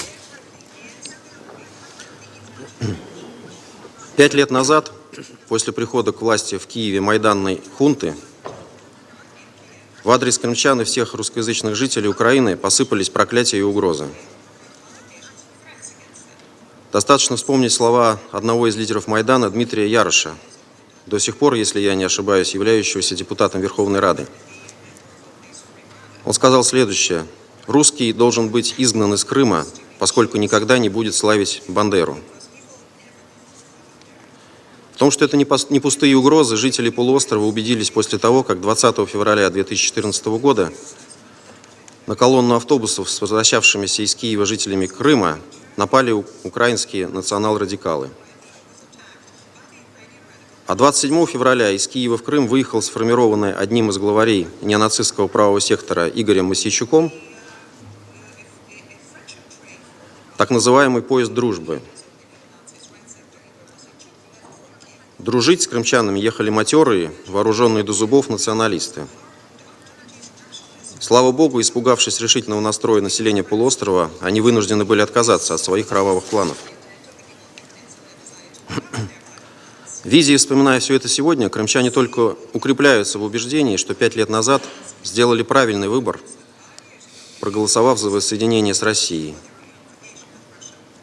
Буквально вчера опубликованы результаты опроса среди жителей полуострова, которые показали, что 89% крымчан снова проголосовали бы за воссоединение с Россией, если бы понадобились. Вы думаете, они снова делают это под дулами автоматов? Международные делегации, приезжающие в Крым, так не считают. Крымчане сделали выбор в пользу мира и процветания, выбор в пользу жизни, в конце концов. И если осознать это, то все неудобства, связанные с тем, что в мире принято рассказывать о них неправду, отходят на второй план. Хотел бы здесь ответить Ольге Априско. Я с интересом выслушал ваше эмоциональное выступление. Поверьте, ваш отец в безопасности. В опасности он был в ноябре, когда ему и его коллегам отдали преступный приказ нарушить государственную границу России. Причем не в районе Крыма, а в том месте, где она проходила еще до событий 2014 года. Целью этой провокации было принести в жертву моряков, в том числе вашего отца. Но у них, слава Богу, хватило ума не выполнять преступный приказ до конца и сдаться. Мы вынуждены были их задержать, только не как военнопленных, а как нарушителей границы, поскольку Россия с Украиной в состоянии войны не находится. Может быть, Украина находится с нами в состоянии войны, так удобнее действующей власти, но не мы. Сейчас нам необходимо провести следствие, выяснить, кто все-таки отдал этот преступный приказ, подвергавший опасности жизнь вашего отца. Если он ни в чем не виноват, то после суда он обязательно вернется на родину. А вот здесь его безопасность, к сожалению, уже не будет гарантирована. Достаточно вспомнить Надежду Савченко, которую мы отпустили, в том числе по требованию международного сообщества, которая была арестована и находится в тюрьме до сих пор. В том числе она не допущена к президентским выборам. Просто об этом никто не вспоминает почему-то, уже она никого не интересует. В общем, я вам советую не терять контакт с адвокатами, о которых вы упоминали, поскольку они вам могут понадобиться, как только ваш отец окажется на Украине. Я не буду сегодня отдельно останавливаться на том, почему все мы, включая крымчан, считаем состоявшийся 5 лет назад референдум легитимным и уважаем его результаты. Вы своего мнения на этот счет все равно не измените, во всяком случае сегодня. Потому что если вы его измените, вам придется косвенно признать провал всего майданного проекта, который катастрофическим образом повлиял на жизнь украинцев. И признать свои двойные стандарты по поводу самоопределения в других частях Европы и мира. Мы свои правовые аргументы неоднократно высказывали. Планирую напомнить о них в ближайшие дни в ходе общения с журналистами.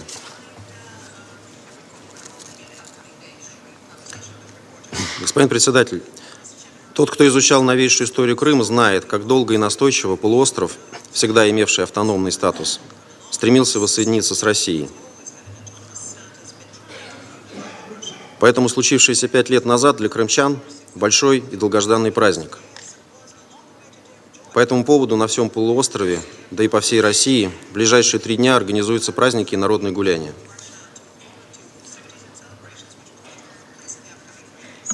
Самое главное для нас сейчас – неослабевающая поддержка и энтузиазм жителей Крыма, который ощущается каждым приезжающим на полуостров с открытым сердцем, а не с камнем за пазухой.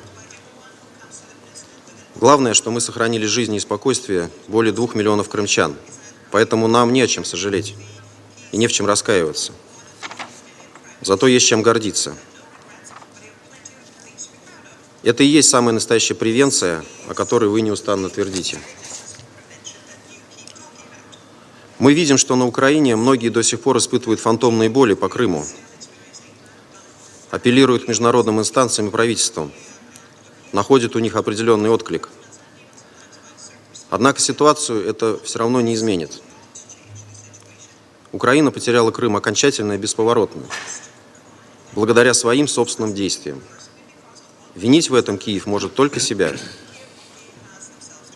Призываем столицы организаторов сегодняшнего мероприятия перестать подыгрывать попыткам киевских властей оспорить результаты народного волеизъявления жителей полуострова, случившегося 5 лет назад. Чем быстрее это случится, тем лучше будет для самой Украины, которой давно уже пора прекратить разрушать собственную государственность и то немногое, что еще осталось от межнациональных отношений. Господин председатель, мы видим, что международное сообщество от фантомных сражений вокруг Крыма уже заметно устало. Так, если по горячим следам крымских событий около 100 государств высказывали Киеву свою поддержку, то в ходе продвижения украинцами своей очередной провокационной резолюции в январе этого года значительное большинство членов ООН, 127 государств, в той или иной степени отказались ее поддержать. Мы не призываем наших партнеров в ООН в связи с крымским сюжетом начать ставить во главу угла право нации на самоопределение, в ущерб уважению территориальной целостности. Каждая ситуация особая, и к ней нужен свой подход.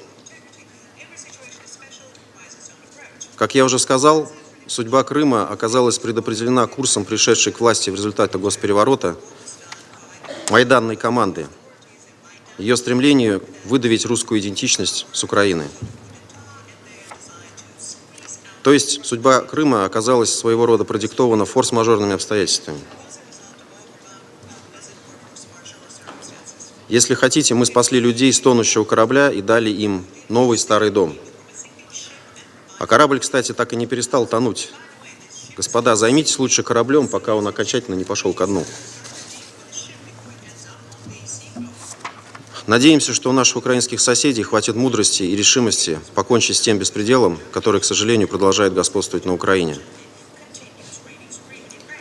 Мы верим, что рано или поздно мы будем снова добрыми соседями. Другого пути у народов Украины и России просто нет. И процветающий российский Крым, открытый и гостеприимный как для украинцев, так и для других гостей, станет символом этого добрососедства. Благодарю вас за внимание.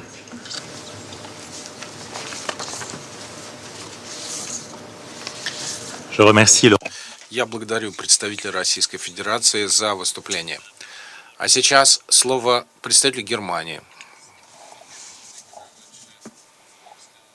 Большое спасибо. Я еще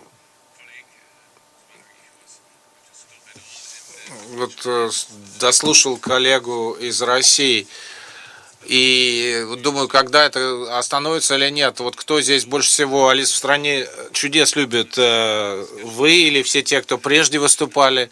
И дискуссия, которая шла у нас до сих пор, она была очень хорошей, очень здорово прозвучало. Нечто такое, что имеет очень большое значение. Это устав ООН. А то, что мы сегодня слышали с уст всех выступавших до делегата России, все это очень решительно шло в поддержку всего того, за что выступает ООН. Это сила права против права самых сильных. И то, что мы наблюдаем в Крыму, это грубая военная сила, которую применили в Крыму. Это было сделано в виде неуважения международного права. И вот я смотрю, что говорили другие выступавшие, это нарушение международного права, это нарушение устава ООН, Всемирной декларации, международного морского права, Бухарестского меморандума, двусторонних договоров, неуважение к историческому наследию ЮНЕСКО, нарушение прав меньшинств, правозащитных документов.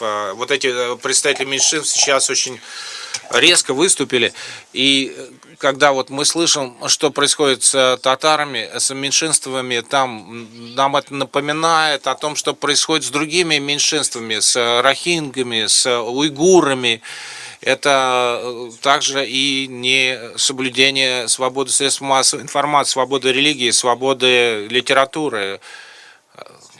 И хорошее то, что мы слышали из этих выступлений, что есть позитивные голоса из России. Очень здорово, что нам напомнили о том, что президент Ельцин говорил о правах человека, что права человека – это не внутреннее дело, это нечто такое, о чем должно заботиться международное сообщество. Поэтому сегодняшнее мероприятие столь важно.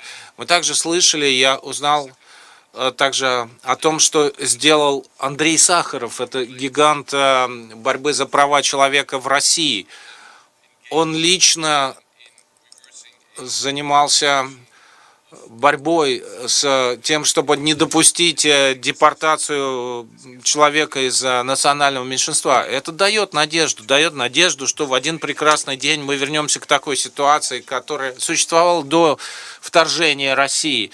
Хотел бы напомнить российскому коллеге о том, что когда Украина стала независимой, когда возник этот вопрос вообще, на Украине состоялся референдум. И референдум подавляющего большинства пошел в пользу государства Украина. И даже по Крыму вы говорите о том, что там все хотели.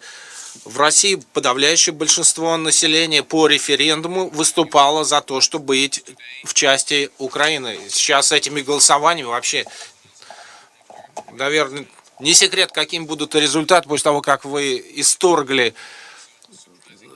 что я тоже нашел интересным в вашем выступлении, потому что вы не ответили на то, что уже говорили. Это милитаризация Украины, самоопределение Меджлиса, это создание российской идентичности, манипуляция историей, создание параллельных институтов, изменение учебников истории, изменение состава населения, его этнического состава. Вы ничего на это не ответили. Я в заключение хочу сказать, что всецело поддерживаю то, что было сказано только что коллегой из Франции, в том, что касается тех шагов, которые должны делаться. Нельзя допускать, чтобы аннексия Крыма превратилась бы в свершившийся факт. Поэтому мы должны об этом говорить из конца в конец, даже если все мы устанем. И вы приглашали в Крым, сказали, что да, приезжать, получайте российскую визу. Конечно, вы бы хотели, чтобы представители государств запросили бы российские визы, потому что это было бы международным признанием. Нет, такое не случится. Не допустим свершившихся фактов, не допустим продолжения нарушения прав человека и международного права. И то, что я позитивным также нахожу в выступлениях тех, кто выступал с рассказами, я хотел бы поблагодарить их за выступление. Мне кажется, как раз то, что вот было сказано господином Чехозом, то, что нельзя допустить, и такое не произойдет, чтобы сломили волю народа Крыма. По всем кризисам может быть только политическое урегулирование. Давайте идти к этому. Франция и Германия.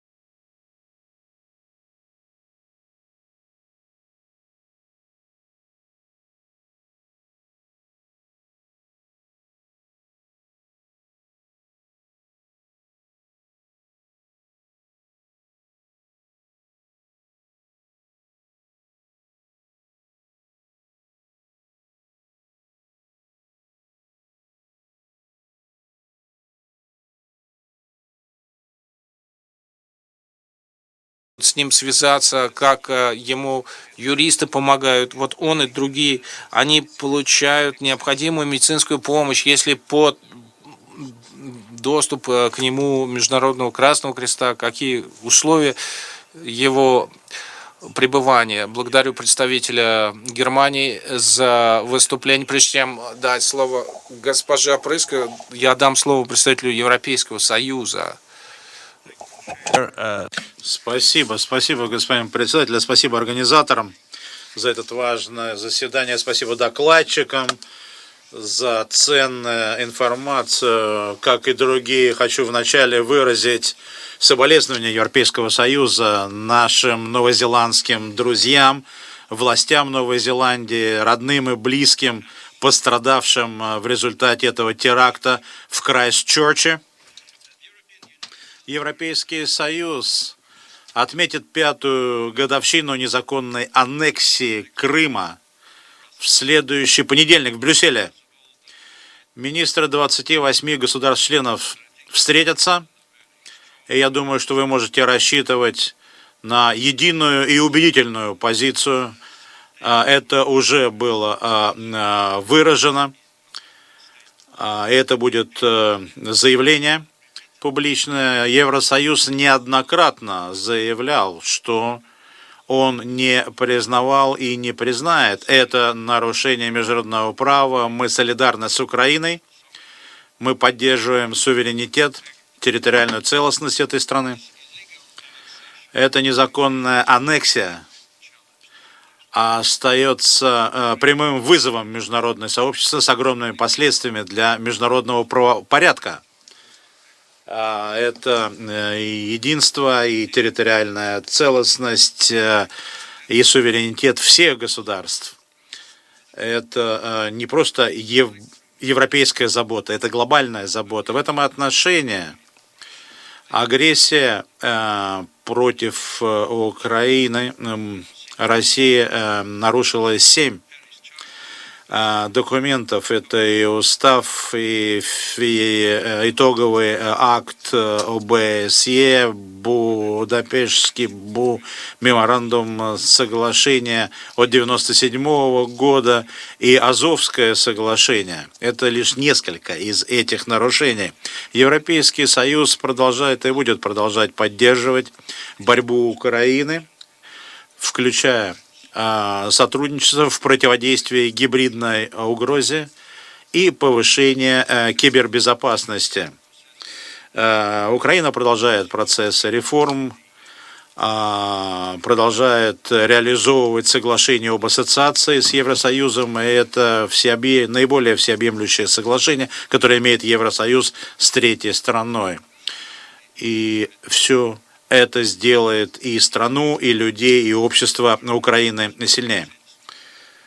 Начиная с 2014 года более 14 миллиардов евро было выделено на сотрудничество с Украиной.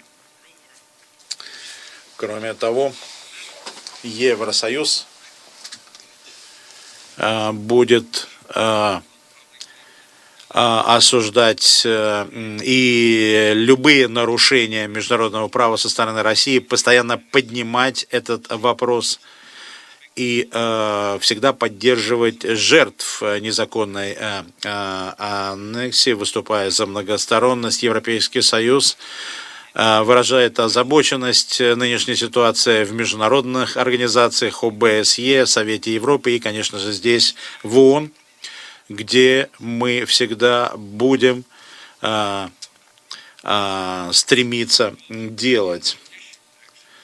Мы будем поддерживать правовые инициативы Украины в Европейском суде, в Международном суде. Мы приветствуем усилия Украины по использованию международных правовых инструментов и судов.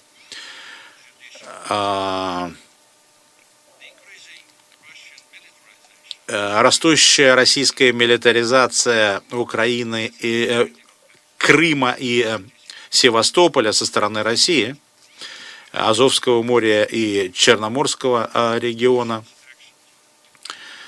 Беспокоит нас, как и действия 25 ноября прошлого года в отношении инцидента в Керченском проливе.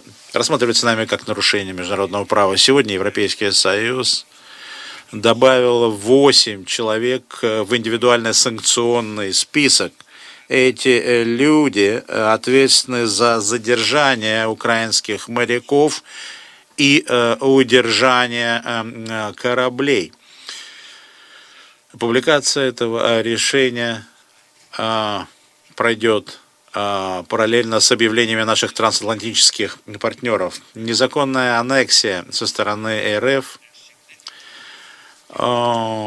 значительно ухудшила положение людей.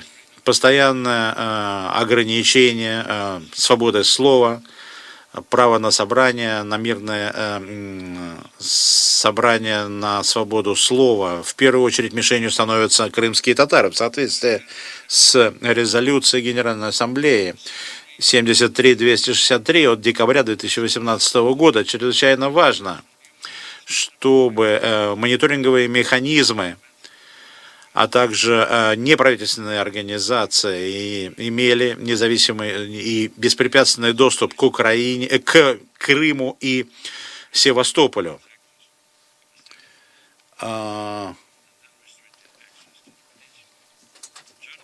Журналисты, защитники прав человека должны независимо работать без запугивания и вмешательства.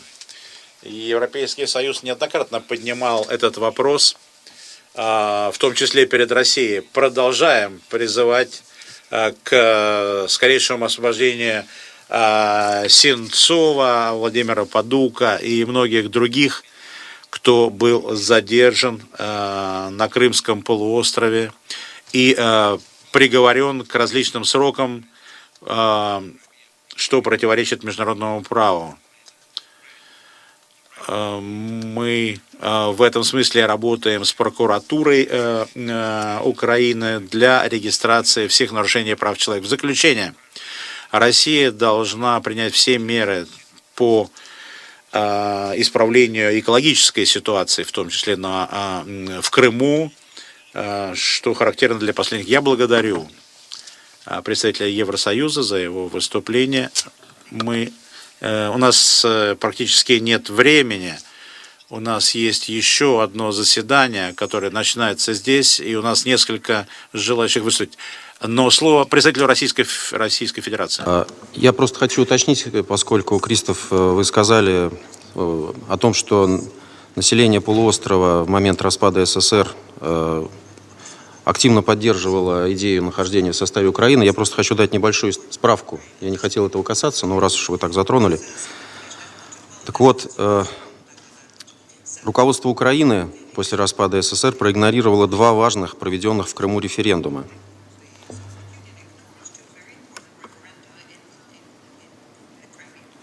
Референдум 1991 года, на котором большинство голосующих проголосовали за воссоздание Крымской автономной Советской Социалистической Республики как части Советского Союза. И референдум 1994 года, на котором большинство проголосовало за восстановление ранее отмененной Киевом Конституции 1992 года. В результате этих действий Крым был лишен возможности на реализацию права на самоопределение и оказался в составе Украины, вопреки желанию значительной части населения. Эту проблему можно было бы решить путем предоставления Крыму широкой политической и культурной автономии. Но руководство Украины в лице Леонида Кучмы предпочло поступить наоборот. Оно автономию урезало.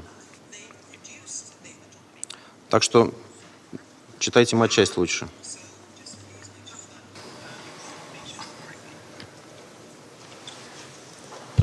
Je remercie le représentant. Благодарю представителя Российской Федерации за это дополнительное выступление. Слово заместителю министра иностранных дел Украины, который попросил этой возможности.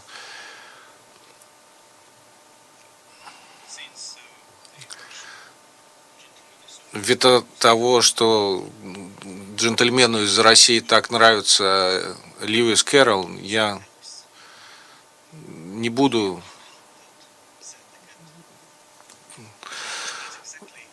этому верить, говорила Алиса. Да не поверите, сказал кот. Вот так получается. Я боюсь, не Алиса, ваш, наверное, любимый персонаж, это Хампти Дампти, который сказал, что когда я говорю, вы тоже говорите, а мое слово значит то, что я выбираю для его значения. Соответственно, это не значит то, что говорит Устав ООН, это не значит, что говорит Будапештский меморандум, это не значит то, что говорит международное право. Это значит то, что вы говорите. Льюис Кэрролл сказал, что всегда надо говорить правду. И вообще думать, прежде чем что-то говорить, а после этого надо записывать. Это очень хорошая вам, уважаемый джентльмен, рекомендация, чтобы вы помнили об этом, когда цитировать Льюиса Кэрролла будете в следующий раз. Правда-то в том, что нет войны. Есть прямая агрессия Российской Федерации в отношении Украины. Вот термин. Это не внутренний конфликт.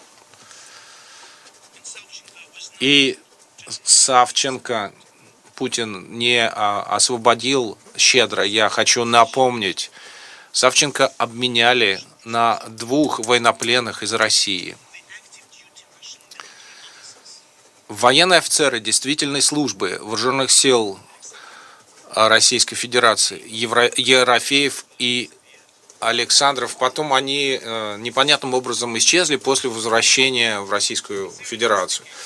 Но, серьезно говоря, на этом заседании по Крыму я хотел бы вернуться к тем своим коллегам, которые упоминали о минских договоренностях применительно к обсуждению темы Крыма.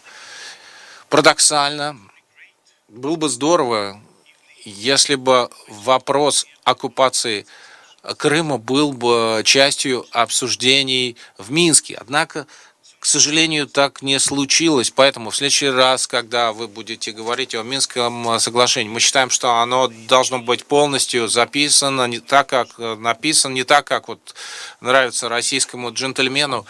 Давайте используем эту возможность для того, чтобы инкорпорировать вопрос оккупации Крыма в минские обсуждения. Благодарю вас.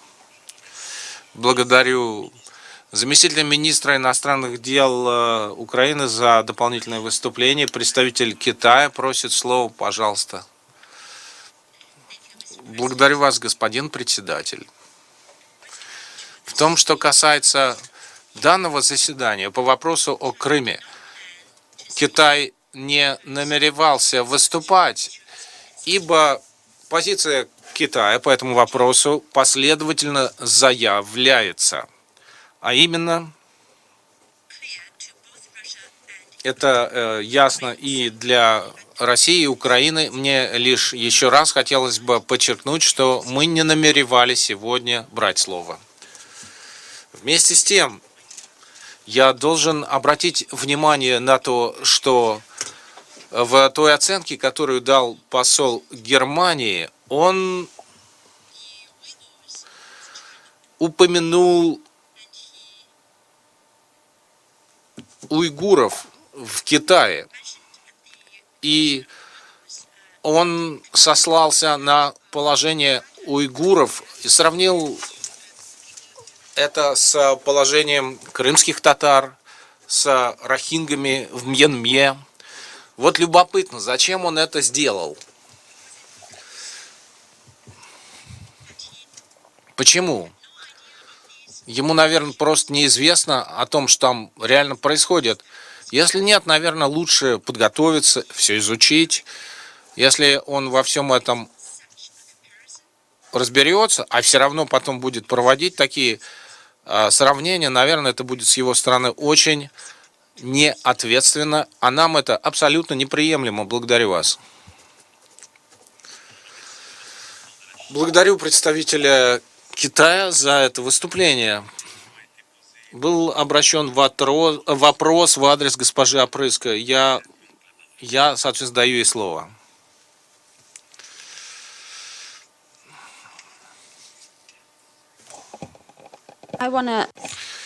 Я еще раз хочу сказать, что для меня здесь высокая честь здесь присутствовать и рассказать правду о нашей жизни. Я просто хочу сказать, что нам не нужно играть с информацией для того, чтобы рассказать о том, что с нами происходит. Мы этим живем. Вот факт. Приказ, который был отдан нашим морякам, был в соответствии с международным правом. Это переход от одного порта Украины к другому. Они были на пути из одного порта в другой. Их незаконно блокировали суда береговой охраны России. И когда у них уже не было никакого иного пути, они стали возвращаться. Их в нейтральных водах перехватили российские суда береговой охраны. Был открыт огонь не на предупреждение, а на поражение. В результате 3 моряка ранены. Они до сих пор не имеют надлежащей медицинской помощи. Они находятся в состоянии риска, могут получить инвалидность на всю свою жизнь. Вот факты, и мы не должны это ничем дополнять. Нам известна правда. Правда – это наша жизнь. И мы хотим просить Россию помочь нашим раненым морякам. И просим, чтобы их освидетельствовали независимые врачи. Потому что моряки находятся в опасности, у них есть заражение, есть опасность того, что из-за инфекции они потеряют ноги, руки, зрение. Это самая неотложная вещь. И я также должна сказать, что нам не нужно никаких расследований. Этот вопрос не требует никакого расследования. Наши моряки ничего незаконного не сделали. Они должны вернуться на родину как можно скорее. Благодарю вас. Я благодарю Ольгу Опрыску за ее выступление. К сожалению, выделенное для нас время подходит к концу. Я хочу поблагодарить всех за ваше присутствие, за ваше выступление, тех, кто выступил. Хочу сказать о том, насколько мы благодарны за этот обмен мнениями. Особенно благодарны тем, кто приехал издалека. А данное заседание объявляется закрытым.